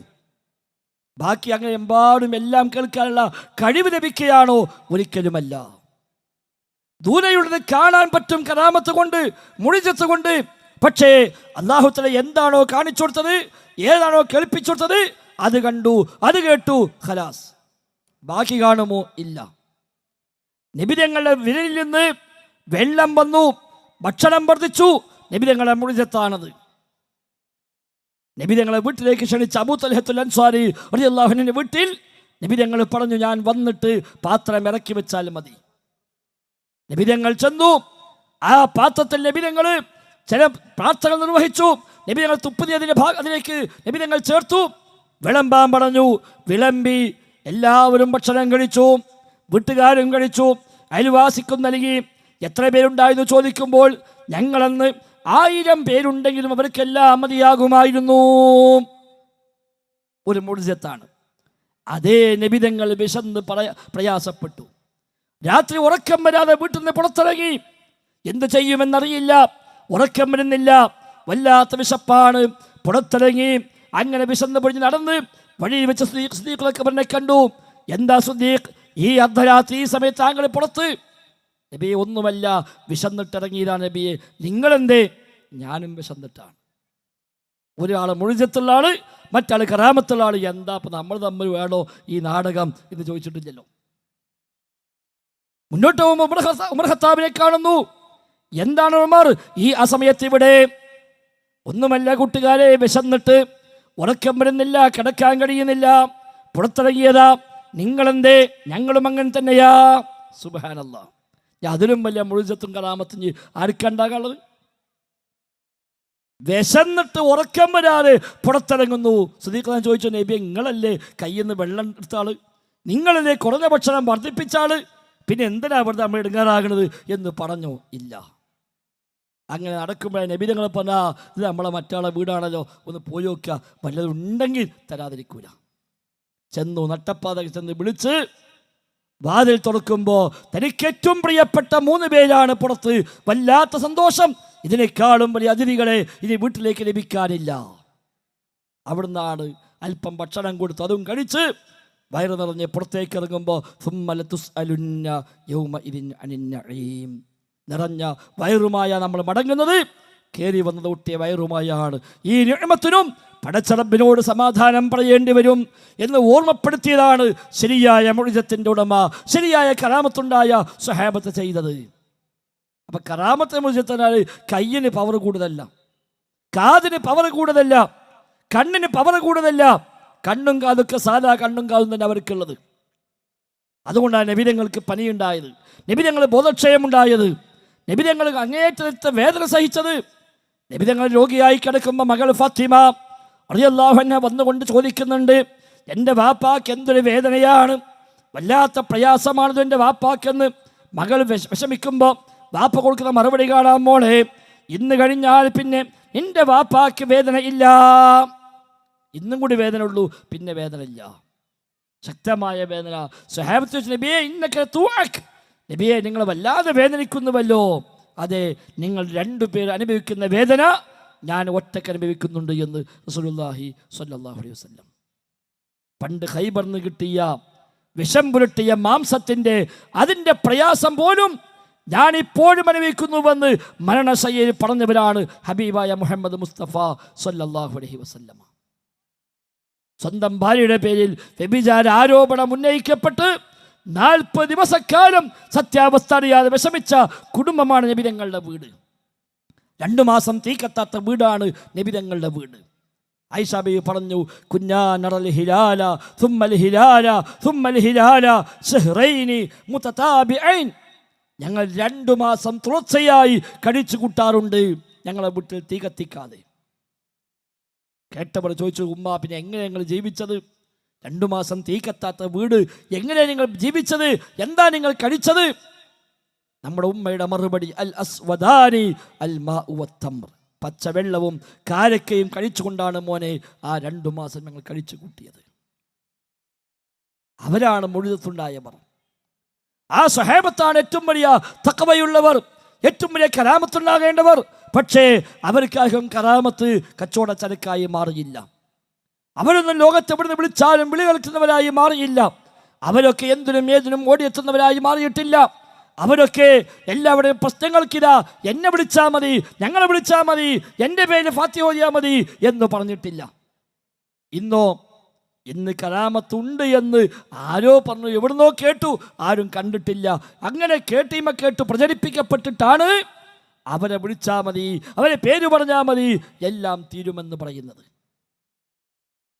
ബദരീങ്ങളെ പറ്റി ബദറുമാലിയും പറഞ്ഞു, ജീവിതത്തിലെ ഏതു പ്രശ്നങ്ങൾക്കും ശരി, ഇറമീകന്തുള്ള ഫെറ്റി വരുത്തത്തിൽ ഇന്ദർ സ്വഹാബികൾ ഫെരീനെ ചൊല്ലുകിൽ കുറിമൂടിയും മുനം ഫള്ള തന്നീന്ന് കുട്ടി ഫിറക്കലിൻ ഇല്ലാശക്കുന്നവർ. ഏറെ പ്രയാസമുള്ള പ്രസവ വേദനയിൽ ഈ ആളുകളെ പേരങ്ങ് ചൊല്ലിയാൽ മതി, ചൊല്ലി തീരും മുമ്പ് കുട്ടി പിറക്കും, ശക്ക് വേണ്ട എന്നാണ് ബദറുമാലയിൽ. അതേപോലെ ജീവിതത്തെ ഏതു പ്രശ്നങ്ങൾക്കും എല്ലാത്തിനും കടം കൊണ്ട് കുടുങ്ങിയാൽ, ശാരീരിക പ്രയാസമുണ്ടായാൽ, മറ്റ് വിഷമുണ്ടായാൽ എല്ലാത്തിനും തന്നെ അസ്മാഉരത്താൽ കടം വീടുമെന്നോ അവർ. ആ പേരങ്ങ് ചൊല്ലിയാൽ മതി, കടം വീടുന്ന. ആ ബദരീങ്ങൾ പലരും കടം കൊണ്ട് പ്രയാസപ്പെട്ടവരാ, ഉഹദീങ്ങൾ പലരും കടം കൊണ്ട് പ്രയാസപ്പെട്ടവരാ. ഉഹദിൽ ഷഹീദായ അബ്ദുല്ലാ റളിയല്ലാഹു അൻഹു നാളെ ഉഹദാണെങ്കിൽ ഇന്ന് രാത്രി മകൻ ജാബിറിനെ വിളിച്ചുകൊണ്ട് ചില വസിയത്ത് നൽകുന്നത് ഇമാം മുസ്ലിം റിപ്പോർട്ടിൽ ഹദീസിൽ കാണാം. മകൻ ജാബിറിനോട് പറഞ്ഞു, മോനെ നാളെ ഞാൻ ഉഹദിലേക്ക് പോവുകയാണ്, എൻ്റെ ആഗ്രഹം നാളെ തന്നെ 1-ാം ദിവസം ആ ഉഹദിൽ ഷഹീദാകണമെന്നാണ് ബാപ്പാൻ്റെ ആഗ്രഹം. പക്ഷേ എനിക്കൊരുപാട് കടമുണ്ട്, നീ ഒരു ആൺകുട്ടി മാത്രമേ എനിക്കുള്ളൂ, ബാക്കിയെല്ലാം പെൺമക്കളാണ്. അന്ന് ജാബിർ ബിൻ അബ്ദുല്ല കല്യാണം പോലും കഴിച്ചിട്ടില്ല, ചെറുപ്പക്കാരനാണ്. അവിടെ മോനെ വാപ്പ ഷഹീദായാൽ വാപ്പാനെ കടം മോനേറ്റെടുക്കണം. ആ കടത്തിലെ എല്ലാ ഡീറ്റെയിൽസും കൊടുത്തു, ഇതാണ് കടങ്ങൾ, ഇത് മോനേറ്റെടുക്കണം. നിന്റെ സഹോദരിമാരുടെ കാര്യത്തിൽ നീ അവരെ ശ്രദ്ധിക്കണം, അവർ മാന്യമായി വർത്തിക്കണം. ഈ 2 ബാധ്യതകൾ എനിക്കില്ലായിരുന്നുവെങ്കിൽ നാളെ ഉഹദിലേക്ക് ഞാൻ നിന്നെയും കൂടെ കൊണ്ടുപോകുമായിരുന്നു എന്നാണ് വാപ്പ പറഞ്ഞ മറുപടി. ജാബിർ ചോദിച്ചത്, എന്താ വാപ്പങ്ങൾ പറയണത്? നിങ്ങളെ പേര് ചൊല്ലിയാണ് അവിടെ ബാക്കിയുള്ള കടം വീടുന്നത്, പിന്നെ എന്താ നിങ്ങൾക്ക് വലിയ പ്രയാസമുണ്ടോ എന്ന് ചോദിച്ചോ? ഇല്ല, ഇന്നതല്ല, ഇന്ന് എന്തു പ്രശ്നമുണ്ടോ CM പേര് ഒരൊറ്റ വിളി, CM പേരിൽ ഒരു ഫാത്തിഹ, CM പറഞ്ഞാൽ മതി, അതോടുകൂടി എല്ലാം തീരുമെന്നാണ് ഇവിടെ ഉസ്താദുമാർ സമൂഹത്തിനെ പഠിപ്പിക്കുന്നത്. കേട്ടോളൂ നിങ്ങൾ, അത്തരം ഒരു ആഹ്വാനം നിങ്ങൾ ശ്രദ്ധിക്കുക. ഇതാണ് മടവൂര് ശൈഖുന. എന്ത് വിഷമം വരുമ്പോഴും, എന്ത് പ്രയാസം വരുമ്പോഴും, എന്ത് ദുഃഖം വരുമ്പോഴും അവിടുത്തെയുടെ പേരിൽ ഒരു യാസീൻ ഓതിയാൽ അവിടുത്തെയുടെ പേരിൽ ഒരു ഫാത്തിഹ ഓതിയാൽ അത് ആത്മാർത്ഥമായാണോ ഓതുന്നത്? ഉമ്മമാരെ, ഉടനെ തന്നെ പരിഹാരം അവിടുന്ന് നൽകുന്നു. കണ്ടോ, എന്തു പ്രശ്നം വന്നാലും ശരി, CM മടവൂരിനെ പിന്നെ ഒറ്റ ഫാത്തിഹ മതി എന്ന പരിഹാരം അവിടുന്ന് നൽകും. ആര്? CM നൽകും പരിഹാരം. എല്ലാവരുടെ പ്രശ്നം തീർക്കാൻ, ഏതു പ്രയാസത്തിനും പരിഹരിക്കാൻ CM മതി എന്ന് പഠിപ്പിക്കുന്നിടത്തേക്ക് മുസ്ലിം ഉമ്മത്തെത്തി. ആ CM മടവൂരോ ഷുഗർ ബാധിച്ച് കണ്ണിന് കാഴ്ച പോയ മനുഷ്യനാണ്. ഷുഗർ ബാധിച്ച് ഓവറായി കണ്ണിൻ്റെ കാഴ്ച പോയി. അദ്ദേഹത്തിന്റെ ചരിത്ര പുസ്തകം ഏതെടുത്താലും കാണാം, അദ്ദേഹത്തിന് കണ്ണിന് കാഴ്ച പോയ ആ ചരിത്രം പറയാത്ത ചരിത്ര പുസ്തകമില്ല. ഇടക്കാലത്ത് ബാത്റൂമിൽ വീണ് കാതിൻ്റെ തുടയെല്ല് പൊട്ടി ഒരു മാസക്കാലം പ്രയാസപ്പെട്ട ആളാണ് CM. അവസാനമായപ്പോഴേ കാതിൻ്റെ വിരലിൽ ഒരു മുറിവുണ്ടായി. ആ മുറിവ് പഴുത്ത് വല്ലാത്ത പ്രയാസമായി. ഒരുപാട് ചികിത്സിച്ചു, യാതൊരു മാറ്റവുമില്ല. ഡോക്ടർമാർ പറഞ്ഞു ആ വിരൽ മുറിച്ചു മാറ്റണം. CM പറഞ്ഞു വേണ്ട, മുറിക്കാൻ സമ്മതിക്കൂലാണ്. രോഗി സമ്മതിക്കാതെ മുറിക്കാൻ പറ്റില്ലല്ലോ, അതിനെ മുറിച്ചില്ല. അങ്ങനെ ആ ചീഞ്ഞ വിരലുമായിട്ടാണ് അദ്ദേഹം വഫാത്താകുന്നത്. എന്നിട്ടാണ് പറഞ്ഞ് ഖബറിൽ കിടന്നിട്ട് എല്ലാവരുടെ ഷുഗർ മൂപ്പര് മാറ്റുന്നു. ആർക്ക് ഷുഗർ ഉണ്ടോ CM വിളിച്ചാൽ മതി. ആർക്ക് പ്രയാസമുണ്ടോ മൂപ്പരെ വിളിച്ചാൽ മതി. കണ്ണിന് കാഴ്ച വേണോ CM വിളിച്ചാൽ മതി. മരിച്ചിട്ട് വല്ല കഴിവുണ്ടെങ്കിൽ ഷുഗർ പേഷ്യൻസ് CM വിളിക്കുമ്പോൾ മൂപ്പർ വന്ന് പറയാണ്, ചങ്ങായി ഞാൻ തന്നെ ഷുഗർ കൊണ്ട് എടുക്കാനായിട്ട് അവിടുന്ന് പോയത്, എന്നാൽ പിന്നെ എൻ്റെ ഷുഗർ ഞാൻ മാറ്റി തരുന്നത് എന്നല്ലേ ചോദിക്കാം. അപ്പം കയ്യിന് പവർ കൂടുന്നില്ല, കാതിന് പവർ കൂടുന്നില്ല, കണ്ണിന് പവർ കൂടുന്നില്ല. അതല്ല കറാമത്ത്, അതല്ല മുഴുതിയത്ത്. ഇതാണ് ഉസ്താദുമാരെ പറഞ്ഞു പഠിപ്പിച്ചത്. അത് കേട്ടിട്ടാണ് ആളുകൾ എന്തിനും ഏതിനും അങ്ങനെ ശൈഖന്മാരെ വിളിക്കുക, ജാറത്തങ്ങൾ പോകുക, ദർഗയിൽ പോകുക, ജാറം മൂടുക, അവിടെ പോയി പണം കൊടുക്കുക, നേർച്ചപ്പെട്ടിക്ക് പണമിടുക. ഇതൊക്കെ എവിടുന്ന് വന്നു? ഉസ്താദുമാർ ഈ വക വഴുതുകൾ കൊണ്ടാണ്. അങ്ങനെ ഒന്നും ഇല്ല സഹോദരങ്ങളെ, അങ്ങനെ ഒന്നില്ല. ഉസ്താദുമാർ സംഘടിപ്പിക്കുന്ന ദുആ മജ്ലിസ്, സ്വലാത്ത് മജ്ലിസ് എന്നൊക്കെ പറഞ്ഞ് ആത്മീയതയുടെ മറവിൽ സംഘടിപ്പിക്കുന്ന മജ്ലിസിലൊക്കെ ചെയ്യണെന്താ? ഇങ്ങനെ ഓരോ മഹാന്മാരെ വിളിച്ച് തേടുക, എന്നിട്ട് പൈസ കൊടുക്കാൻ പറയാം, അതിന് പൈസ ഉണ്ടാക്കുക. ഇതല്ലേ ഏർപ്പാട്? അങ്ങനെ അവരൊക്കെ ഹാജരാകുമെന്നാണ്. മുഹീദ്ദീൻ ഷെയ്ഖ് ഹാജരാകും, നിഫായ് ഷെയ്ഖ് ഹാജരാകും, നബിതങ്ങൾ ഹാജരാകും. കാരണം മുഹീദ്ദീൻ മര്യാദ പഠിപ്പിച്ചത് അവണ്ണം നമ്മുടെ ഖ്വാജാ റസൂലുള്ള അവരുടെ റൂഹും അവിടെ വരുന്നവർ. മുഹീദ്ദീൻ ഷെയ്ഖിന്റെ മജ്ലിസിന് നബിതങ്ങൾ റൂഹ് ഹാജരാകുമെന്നാണ് മുഹീദ്ദീന്മാരിലുള്ളത്. അമ്പിയാക്കന്മാരും ഔലിയാക്കന്മാരും അവരുടെ മജ്ലിസിൽ ഹാജരാകുന്നവർ. എല്ലാ അമ്പിയാക്കളും വരും മൊയ്തീൻ ഷെയ്ഖിനെ വയലേക്കാനാണ്. മൊഹിദ്ദീൻ ഷെയ്ഖിനെ വയലേക്കാൻ അമ്പിയാക്കന്മാരൊക്കെ വരുമെന്നാ മൊഹിദ്ദീന്മാരേല്, നബിതങ്ങൾ വരുമെന്നാ മൊഹിദ്ദീന്മാരേല്. അതുകൊണ്ട് ഈ നാട്ടിൽ ഇന്നും പ്രചരിപ്പിക്കുന്നു, CM മടവൂര് വരും, അതേപോലെ മമ്മടന്നങ്ങൾ വരും, എല്ലാവരും അങ്ങനെ വരും. അവരെല്ലാം ഇടപെട്ട് എല്ലാത്തിനും സഹായിച്ചു കൊണ്ടിരിക്കുമെന്നാണ് ഇവിടെ സമൂഹത്തെ പഠിപ്പിക്കുന്നത്. കേട്ടോളൂ നിങ്ങൾ. അങ്ങനെ നമ്മൾ നിങ്ങളെ വിളിച്ച് ഹാജരാക്കുന്ന, തങ്ങളോട് കാര്യം പറയുന്ന, സങ്കടം പറയുന്ന ഒരു സദസ്സ് ഒന്ന് ശ്രദ്ധിക്കുക നിങ്ങൾ. ഈ മജ്ലിസ് ഏറ്റെടുക്കണേ തങ്ങളെ, സ്വീകരിക്കണേ തങ്ങളെ, കബൂൽ ചെയ്യണേ തങ്ങളെ, ഇജാബത്തുള്ള മജ്ലിസാക്കണേ തങ്ങളെ. തങ്ങളെ ഞങ്ങളെ ഏറ്റെടുക്കണേ തങ്ങളെ. പുറത്തപ്പാ ഈ മജ്ലിസ് ഏറ്റെടുക്കണേ തങ്ങളെ, സ്വീകരിക്കണേ തങ്ങളെ, കബൂൽ ചെയ്യണേ തങ്ങളെ, ഇജാബത്തുള്ള മജ്ലിസാക്കണേ തങ്ങളെ. തങ്ങളെ ഞങ്ങളെ ഏറ്റെടുക്കണേ തങ്ങളെ. കണ്ടോ, എല്ലാം നമ്മൾ നിങ്ങളെ വിളിച്ചു പറയാ, നിങ്ങൾ ഏറ്റെടുക്കണേ, ഈ മജ്ലിസ് നിങ്ങൾ ഏറ്റെടുക്കണേ, ഞങ്ങൾ കടങ്ങൾ ഏറ്റെടുക്കണേ. എല്ലാ പ്രശ്നങ്ങൾക്കും പരിഹാരം തങ്ങളോടാണ് ചോദിക്കുന്നത്. സഹോദരങ്ങളെ, ആരാണിത് പഠിപ്പിച്ചത്? അതിന് ഇവർ പഠിപ്പിച്ച അസുരാണ്. കറാമത്ത് മുഴുവൻ കൊടുത്ത കഴിവാണ്, പവർ കൂടുകയാണ്. അങ്ങനത്തെ കഴിവില്ല, അങ്ങനെ കഴിവില്ല. അത്തരം കഴിവ് റഹ്മാനായ റബ്ബിന് മാത്രമേയുള്ളൂ. ലാ ഹൗല വലാ ഖുവത ഇല്ലാ ബില്ലാഹ്. പടച്ച റബ്ബിനല്ലാതെ യാതൊരു കഴിവുമില്ല, ഒരു കുദ്റത്തുമില്ല. എല്ലാ ഖുവ്വത്തും എല്ലാ കുദ്റത്തും പടച്ച റബ്ബിന് മാത്രമാണ്. അള്ളാഹിന്റെ കുദ്റത്ത് അള്ളാഹ്ക്ക് മാത്രം, അതൊരാൾക്കും നൽകുന്നില്ല. അതിനെയാണ് നമ്മൾ അഭൗതികമായ കഴിവ് എന്ന് 100 കൊല്ലം മുജാഹിദീങ്ങൾ പഠിപ്പിച്ചത്. അഭൗതികമായ കഴിവ്, അദൃശ്യമായ കഴിവ്, കാര്യകാര ബന്ധങ്ങൾക്കതീതമായ കഴിവ്, വ്യവസ്ഥകൾക്കതീതമായ കഴിവ്, ഇത് അള്ളാഹ്ക്ക് മാത്രമേ ഉള്ളൂ. മുഴുജത്ത് കറാമത്ത് വ്യവസ്ഥകൾക്കതീതമാണ്. മുഴുജത്ത് കറാമത്ത് ഭൗതികമായ മാർഗങ്ങൾക്ക് അപ്പുറത്താണ്. മുഴുജത്ത് കറാമത്ത് കാര്യകാരണങ്ങൾക്ക് അതീതമാണ്. പക്ഷേ അതാ മഹാന്റെ കഴിവല്ല, അതാ മഹാനിലൂടെ അള്ളാഹു തആല വെളിപ്പെടുത്തിയതാണ്. അതാ വ്യത്യാസം. മറിയം ബീവി ഗർഭിണിയായത് മറിയം ബീവിയുടെ കഴിവാണോ? അല്ല. അള്ളാഹു തആല ഉദ്ദേശിച്ചപ്പോൾ അള്ളാഹു തആല അവരോട് അത് പ്രകടമാക്കി എന്ന് മാത്രം. ഏത് കാര്യം അങ്ങനെ തന്നെയാണ്. അല്ലാഹു റസൂൽ സ്വല്ലല്ലാഹു അലൈഹി വസല്ലം ചന്ദ്രനെ പുലർത്തി. നബിതങ്ങളുടെ കഴിവാണോ? എപ്പോഴും ചന്ദ്രനെ പുലർത്താൻ, ആ ചന്ദ്രനെ എങ്ങനെയും കൊണ്ടുപോകാൻ ഉള്ള കഴിവ് നബിതങ്ങൾക്കുണ്ടോ? ഇല്ല. അത് അള്ളാഹുവാണ് പുലർത്തിയത്. നബിതങ്ങൾ ദുആ ചെയ്തു, ആ ദുആക്ക് ഇജാബത്തായി അള്ളാഹു നടപ്പാക്കി. അത് അള്ളാഹ്ക്കേ കഴിയുള്ളൂ, അത് നബിക്ക് കഴിയില്ല. അസ്തമിച്ച സൂര്യനെ മടക്കി കൊടുത്തു അല്ലാഹു തആല നബിക്ക് വേണ്ടി. അസ്തമിച്ചു പോയ സൂര്യനെ മടക്കി വിളിച്ചു. നബിതങ്ങൾക്ക് അല്ലാഹു തആല വഹയി നൽകി. അല്ലാഹു സൂര്യനെ മടക്കി കൊണ്ടുവന്നു.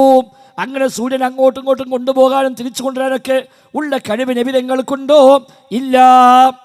അത് പടച്ച റബ്ബിനേ ഉള്ളൂ. അത് അല്ലാഹു ഉദ്ദേശിക്കുമ്പോൾ, അല്ലാഹു ഉദ്ദേശിക്കുന്ന സമയത്ത്, അല്ലാഹു ഉദ്ദേശിക്കുന്ന വ്യക്തിയിലൂടെ അല്ലാഹു നടപ്പാക്കുന്നു. കഴിവ് നബിക്കില്ല, കഴിവ് അല്ലാഹ്ക്ക്. മൂസാ നബി സ്വല്ലല്ലാഹു അലൈഹി വസല്ലം കടലിൽ അടിച്ചു, കടൽ പിളർന്നു. കടലിൽ വടി കൊണ്ടടിച്ച് പുലർത്താനുള്ള കഴിവ് മൂസാ നബിക്കുണ്ടോ? ഒരിക്കലുമില്ല. അല്ലാഹു പറഞ്ഞു, അടിച്ചോ മൂസ ആ വടി കൊണ്ട് അലൈഹിസ്സലാം. അപ്പം അടിച്ചു, പിളർന്നു. ആ ഓർഡർ വരുന്നതിന് മുമ്പ് അടിച്ചാലോ ഒന്നും ഉണ്ടാവില്ല. ഇനി പോണ വഴിക്കൊക്കെ എവിടെ ഒരു കടലുണ്ടാലും ഒന്നിങ്ങനെ അടിച്ചു നോക്കിയാൽ രണ്ടെണ്ണാവോ? ഇല്ല. എപ്പോൾ യാത്ര ചെയ്യുമ്പോഴും എവിടെ കടൽ കണ്ടാലും ആ വടി, ആ കണ്ട വാട ഒഴിച്ചത് കാണിച്ചാലാ എന്നൊന്ന് വടിയുടെ ഒറ്റടി കണ്ടോ കടലിൽ പിളർന്നു. അങ്ങനെ ഉണ്ടോ? ഇല്ല. ജീവിതത്തിൽ ഒറ്റ പ്രാവശ്യമേ ഉള്ളൂ. അതും എപ്പോഴാ? അല്ലാഹു പറയാ, എന്റെ വടി കൊണ്ട് നീ ഈ സമുദ്രത്തെ അടിച്ചോ എന്ന് പറഞ്ഞപ്പോൾ അടിച്ചു, അപ്പം പിളർന്നു. അതതിൽ അവസാനിച്ചു. അല്ല, മൂസാ നബിന്റെ കയ്യിന്, മൂസാ നബിയുടെ വടിക്ക് പവർ കൂടിയിട്ട് ഇനി എവിടെ അടിച്ചാലും ആ സമുദ്രമൊക്കെ ഇങ്ങനെ പിളരും, അതിന് മാത്രമുള്ള പവർ ഉണ്ടാ കയ്യിന് എന്നാണോ? അല്ല. കല്ലിൽ അടിച്ചു, അരുവിയുണ്ടായി. അല്ലാഹു പറഞ്ഞ അടിക്കൂ, എന്റെ വടി കൊണ്ട് ആ പാറക്കരി അടിച്ചോ. അങ്ങനെ അടിച്ചപ്പോഴാ 12 അരുവി പൊട്ടി ഒഴുകിയത്. അല്ലാതെ കയ്യിനും ആ വടിക്കും പവർ കൂടിയതല്ല. കാണുന്ന ഏത് കല്ലിപ്പോയി അടിച്ചാലും വെള്ളം വരുമോ? ഇല്ല. അങ്ങനെ പവറില്ല. അതിനാണ് അഭൗതികമായ കഴിവ്, അദൃശ്യമായ കഴിവ്, മടഞ്ഞ വഴിക്കുള്ള കഴിവ്, കാരണങ്ങൾക്ക് അതീതമായ കഴിവ്. ഇത് അല്ലാഹ്ക്കേ ഉള്ളൂ. അത് മഹാന്മാർക്കില്ല, അത് അമ്പിയാക്കൾക്കില്ല, അത് ഔലിയാക്കന്മാർക്കില്ല, അത് ജിന്നിനില്ല, അത് മലക്കിനില്ല, അത് പിശാചിനില്ല, അതൊരു പടപ്പിനുമില്ല. അത് പടച്ച റബ്ബിന് മാത്രമാണ്. മുജാഹിദ് പ്രസ്ഥാനം 100 കൊല്ലം പഠിപ്പിച്ചു, ഈ കഴിവ് അല്ലാഹ്ക്ക് മാത്രമേ ഉള്ളൂ. സമസ്തക്കാർ ഉസ്താദുമാരൊക്കെ പറഞ്ഞു, നിങ്ങൾ പറഞ്ഞത് ശരിയല്ല, അമ്പിയാക്കന്മാർക്ക് അങ്ങനത്തെ കഴിവുണ്ട്, അവർക്ക് മുഴുജത്തില്ലേ, കറാമത്തില്ലേ. അത് പഠിപ്പിക്കാൻ വേണ്ടി മാത്രമാണ് കെ.എം. മൗലവി റഹിമഹുല്ല അന്ന് പുസ്തകം എഴുതി അൽ വിലായത്തു വൽ കറാമ. അൽ വിലായത്തു വൽ കറാമ എന്ന പുസ്തകം കെ.എം. മൗലവി എഴുതി 1932 കേരള ജംഇയ്യത്തുൽ ഉലമ ആ പുസ്തകം ഔദ്യോഗികമായി പ്രസിദ്ധീകരിച്ചു. എന്തിനാറിയോ? മുഅ്ജിസത്ത് കറാമത്ത് മഹാന്മാരുടെ കഴിവാണെന്നും അവർക്ക് അബോധികമായ കഴിവുണ്ട് എന്നും സമസ്ത ഉസ്താദുമാർ വാദിച്ചപ്പോൾ ശരിയല്ലെന്ന് പഠിപ്പിക്കാനും, എന്താണ് മുഅ്ജിസത്ത്, എന്താ കറാമത്ത്, എന്താ വിലായത്ത് എന്ന് ആയത്തും ഹദീസും വെച്ച് പണ്ഡിതന്മാരുടെ ഉദ്ധരണികൾ വെച്ച് പഠിപ്പിക്കാൻ വേണ്ടിയാണ് KNM-ന്റെ 1ാമത്തെ പ്രസിഡന്റ്, KJUവിൻ്റെ പ്രസിഡന്റ് കെ.എം. മൗലവി റഹിമഹുല്ല 1932 ആ പുസ്തകം എഴുതി. ഇന്ന് 100 കൊല്ലം തികയുന്നതിന് മുമ്പ് അതേ KNM വേദി നമ്മൾ കേൾക്കുക, ജിന്നും മലക്ക് അബൗദികാണ്. എത്രമേൽ വലിയ അപകടമാണ്. ജംഇയ്യത്തുൽ ഉലമ ആദ്യമായി ഇറക്കിയ പുസ്തകമാണ് അൽ വിലായത്തു വൽ കറാമ. 1ാമത്തെ പ്രസിഡന്റ് എഴുതിയ പുസ്തകമാണ്. 100 കൊല്ലം തികയും മുമ്പ് പറയുന്നു, ജിന്നും മലക്ക് അഭൗതികാണ്. അങ്ങനെ ഒന്നില്ല കൂട്ടരെ. അഭൗതികമായ കഴിവ് അല്ലാഹു തആലക്ക് മാത്രമേ ഉള്ളൂ. എന്നാൽ നമ്മളെ കണ്ണോട് ജിന്നിനെ കാണൂല, മലക്കിനെ കാണൂല. അത് നമുക്ക് തേടാൻ പറ്റൂല, ഒരു സംശയമില്ല. ജീവിതത്തിലെ ഒരു ഘട്ടത്തിലും ഒരൊറ്റ വിളി ഒരു ജിന്നിനോടില്ല, ഒരു മലക്കിനോടില്ല, ഒരു മഹാനോടില്ല, ഒരു വലിയനോടില്ല. ഏത് വിളിയും പടച്ച റബ്ബിനോട് മാത്രം. ഇന്നമാ അദ്ഉ റബ്ബി, ഞാൻ ദുആ ചെയ്യുന്നത് എൻ്റെ റബ്ബിനോട് മാത്രമാണ്, അവനിൽ ഒരാളെയും പങ്കു ചേർക്കുകയില്ല എന്ന് പ്രഖ്യാപിക്കാനാ അല്ലാഹു തആല നബിയോട് പറഞ്ഞത്. ജീവിതത്തിൽ വ്യത്യസ്തമായ പ്രതിസന്ധി ഉണ്ടായി, പ്രയാസങ്ങളുണ്ടായി. അല്ലാഹു റസൂൽ സ്വല്ലല്ലാഹു അലൈഹി വസല്ലമ ഒരു ജിന്നിനോടും സഹായം തേടിയില്ല, ഒരു മലക്കിനോടും സഹായം തേടിയില്ല, ഒരു ജിന്നിനെയും വിളിച്ചില്ല. നബി തങ്ങളുടെ സദസ്സിൽ ജിന്നുകൾ വന്നിട്ടുണ്ട്, നബിക്കത് വഹയായി കിട്ടിയിട്ടുണ്ട്. എന്നിട്ട് പോലും ആ ജിന്നിനെ വിളിച്ചാലോ എന്ന് നബി തങ്ങൾ ചിന്തിച്ചിട്ടില്ല.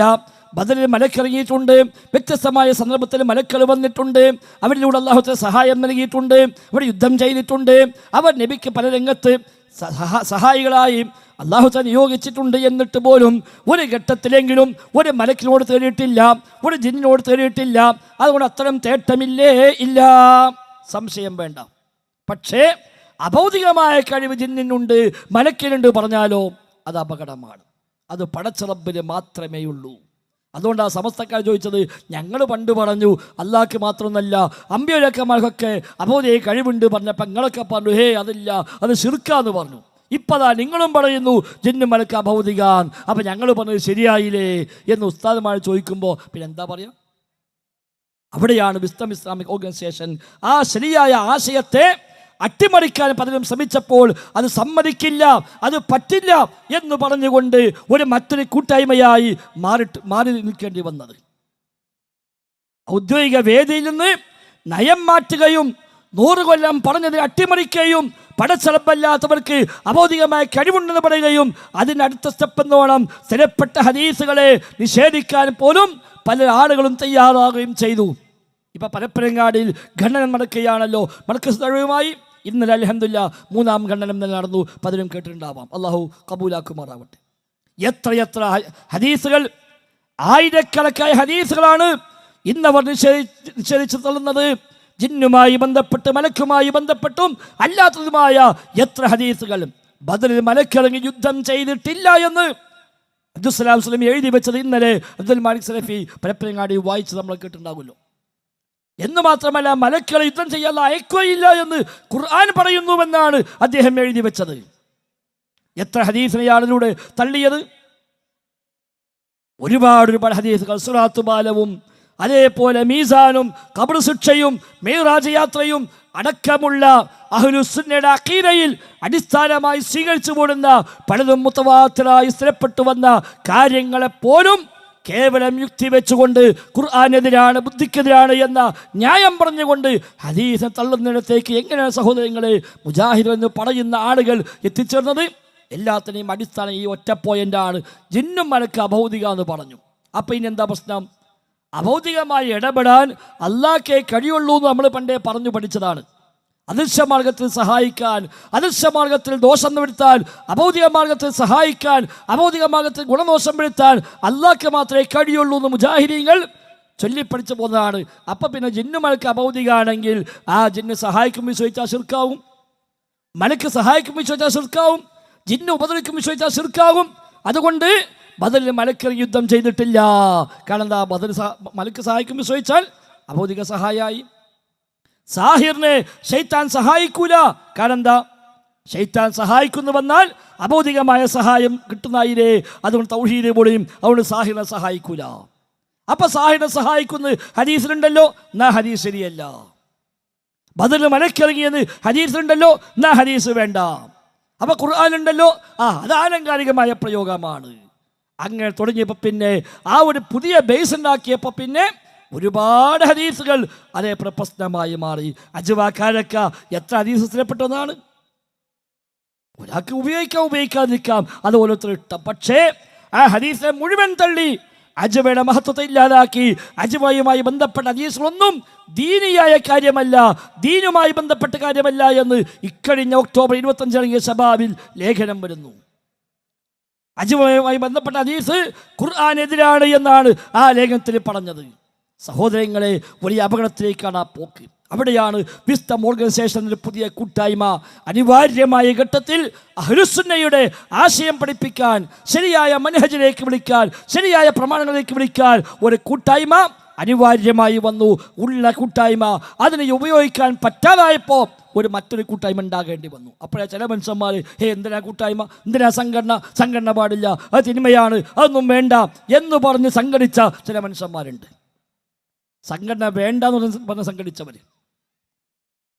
അല്ലാഹു റസൂൽ പഠിപ്പിച്ച ആശയമാണ് അലൈക്കും ബിൽ ജമാഅ. അലൈക്കും ബിൽ ജമാഅ, നിങ്ങൾ ജമാഅത്തിനെ കൂടെ നിൽക്കണേ എന്നാണ്. ജമാഅത്തിനെ കൂടെ നിൽക്കണേ. ആ ജമാഅത്ത് സംഘമാവാം, സംഘടനയാവാം, ഏത് സംവിധാനവുമാവാം. ജമാഅത്തിനെ കൂടെയാണ് വിശ്വാസികൾ നിൽക്കേണ്ടത്. ഒറ്റയ്ക്ക് നൃത്തമില്ല. ഹദീസിന്റെ ബാക്കി എന്താ? ഒറ്റപ്പെട്ട ആടിനെയാണ് ചെന്നായ പിടിക്കുക എന്ന്. തൗഹീദൊക്കെ ഉണ്ട്, സുന്നത്തൊക്കെ ഉണ്ട്, ഞാൻ ഒന്നിക്കില്ല, ഞാനൊരു സംഘടനയിലും ഇല്ല. ചില മനുഷ്യന്മാർ അങ്ങനെ ഇതൊക്കെ പാക 2-3 വിഭാഗക്കായി ഞാനിനി ഒന്നിക്കില്ല, ഞാൻ അങ്ങനെ നിസ്കരിക്കും, നോമ്പ് വയ്ക്കും, തൗഹീദനുസരിച്ച് ജീവിച്ചു പോകും. നബി തങ്ങൾ പറഞ്ഞ താക്കീത് ഒറ്റപ്പെട്ടവരെ ചെന്നായ പിടിക്കും.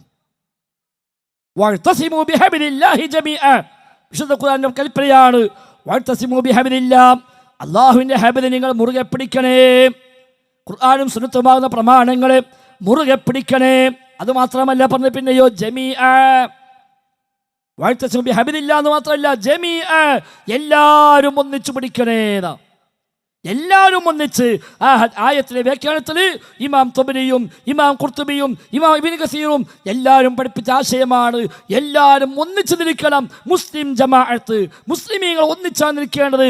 ഒറ്റപ്പെട്ട് പോയവനെ ചെന്നായ പിടിക്കുന്ന നബി തങ്ങൾ ആ ഹദീസിൽ പറഞ്ഞു, ഒറ്റപ്പെട്ട ചെന്നായ പിടിക്കും. ഓഹോ മിനൽ ഇസ്നൈനി അബ്അദ്, രണ്ടാളൊപ്പം കൂടിയാൽ പോലും ശൈത്താൻ അകലെ നിൽക്കുന്ന. ഒരുത്തൻ ഒറ്റക്കാണോ ശൈത്താനെ പിടിക്കും. രണ്ടാളൊപ്പം നിന്നോ കുറച്ചും കൂടി ഒരു സുരക്ഷ ഉണ്ടാകും. 3 ആളായോ സുരക്ഷ കൂടും, 4 ആളായോ സുരക്ഷ കൂടും. ആട് കൂടും തോറും സുരക്ഷ കൂടും. സംഘടനക്ക് കുഴപ്പമൊന്നുമില്ല. സംഘടന കുഴപ്പമുണ്ടാവൂലേ? കുഴപ്പമുണ്ടാക്കിയുണ്ടാകും. അത് പരി കുഴപ്പമുണ്ടാവൂലേ? അതുകൊണ്ട് ആരെയും പല വിളിച്ചു പോയല്ലോ. പരി കുഴപ്പമുണ്ട്, അതുകൊണ്ട് ഇനി വീട് വേണ്ട എന്ന് പറയോ? കുടുംബജീവിതത്തിൽ പ്രശ്നമാണ്, അവിടെ കുടുംബജീവിതം വേണ്ട, ദാമ്പത്യം വേണ്ട എന്ന് പറയോ? മക്കളൊക്കെ ആകെ പ്രശ്നമാണ്, ഇനി മക്കൾ വേണ്ട എന്ന് പറയോ? അതില്ലല്ലോ. ആ പ്രശ്നം പരിഹരിക്കാനുള്ള പണി ചെയ്യണം. സംവിധാനത്തിനല്ല പ്രശ്നം, കൈകാര്യം ചെയ്യുന്ന മനുഷ്യന്മാർക്ക് കുഴപ്പം. അത് സംഘടന ഇല്ലെങ്കിലും കുഴപ്പമുണ്ടാകും, സംഘടന ഉണ്ടെങ്കിലും കുഴപ്പമുണ്ടാകും. സംഘടന ഉള്ളതുകൊണ്ട് മാത്രമേ കുഴപ്പമുണ്ടോ? അങ്ങനെ കുഴപ്പമില്ല. എന്നാൽ സംഘടന മെമ്പർഷിപ്പ് എടുത്താൽ സ്വർഗത്ത് പോകുന്ന ഉറപ്പുണ്ടോ? ഒരു ഉറപ്പില്ല. ഖുർആനും സുന്നത്തും പ്രകാരം ജീവിക്കണം, ശരിയായ അഖീദ സ്വീകരിക്കണം, ശരിയായ മനഹജ് പ്രകാരം ജീവിക്കണം. എന്നാലേ കാര്യമുള്ളൂ. അതിനൊന്നും തയ്യാറല്ല, ഞാൻ സംഘടനയിൽ നിന്നോളാം, ഒരു കാര്യമില്ല, അവൻ അവിടെ വെക്കാന്നല്ലാതെ വേറെ കാര്യമില്ല. സംഘടന ദീനിൻ്റെ അവസാന വാക്കല്ല, അത് ദീന് പ്രചരിപ്പിക്കാനുള്ള പ്ലാറ്റ്ഫോമാണ്. ഈ സമ്മേളനം ഉണ്ടായത് എങ്ങനെ? സംഘടന ഉണ്ടായതുകൊണ്ടാണ്. അല്ല ഞാനിങ്ങനെ യാത്ര ചെയ്യുമ്പോൾ തരക്കടി ചിലപ്പോൾ പ്രസംഗിച്ചാലോ തോന്നി, നിങ്ങൾ കണ്ട് വരി എന്ന് പറഞ്ഞു, അങ്ങനെയാണോ പ്രസംഗം ഉണ്ടായത്? അല്ല. ഇതാണ് സംഘടനയുടെ ഗുണം.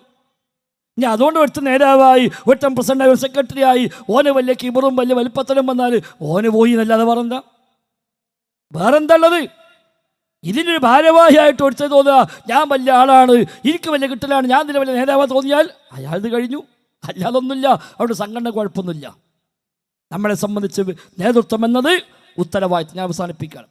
അൽ ഇമാറത്തു ഫീനാ വാജിബും വതക്ലീഫ് ലാ ലദത്തും വതശ്രീഫ എന്ന് സഹാബിയായ സഅദ് ഇബ്നു അബീ വഖാസ് റളിയല്ലാഹു അൻഹു അന്ന് പ്രഖ്യാപിച്ച നയപ്രഖ്യാപനമാണ്.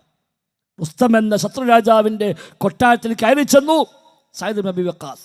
അദ്ദേഹം അന്ന് ഇസ്ലാമിൻ്റെ അംബാസഡറാണ്, സന്ദേശവാഹകനാണ്. ഉമർ ഖത്താബിൻ്റെ കാലത്ത് ഉമർ ഖത്താബിൻ്റെ നിർദ്ദേശപ്രകാരം ഇസ്ലാമിൻ്റെ അംബാസഡറായി പോയതാണ് സഅദ് ഇബ്നു അബീ വഖാസ്.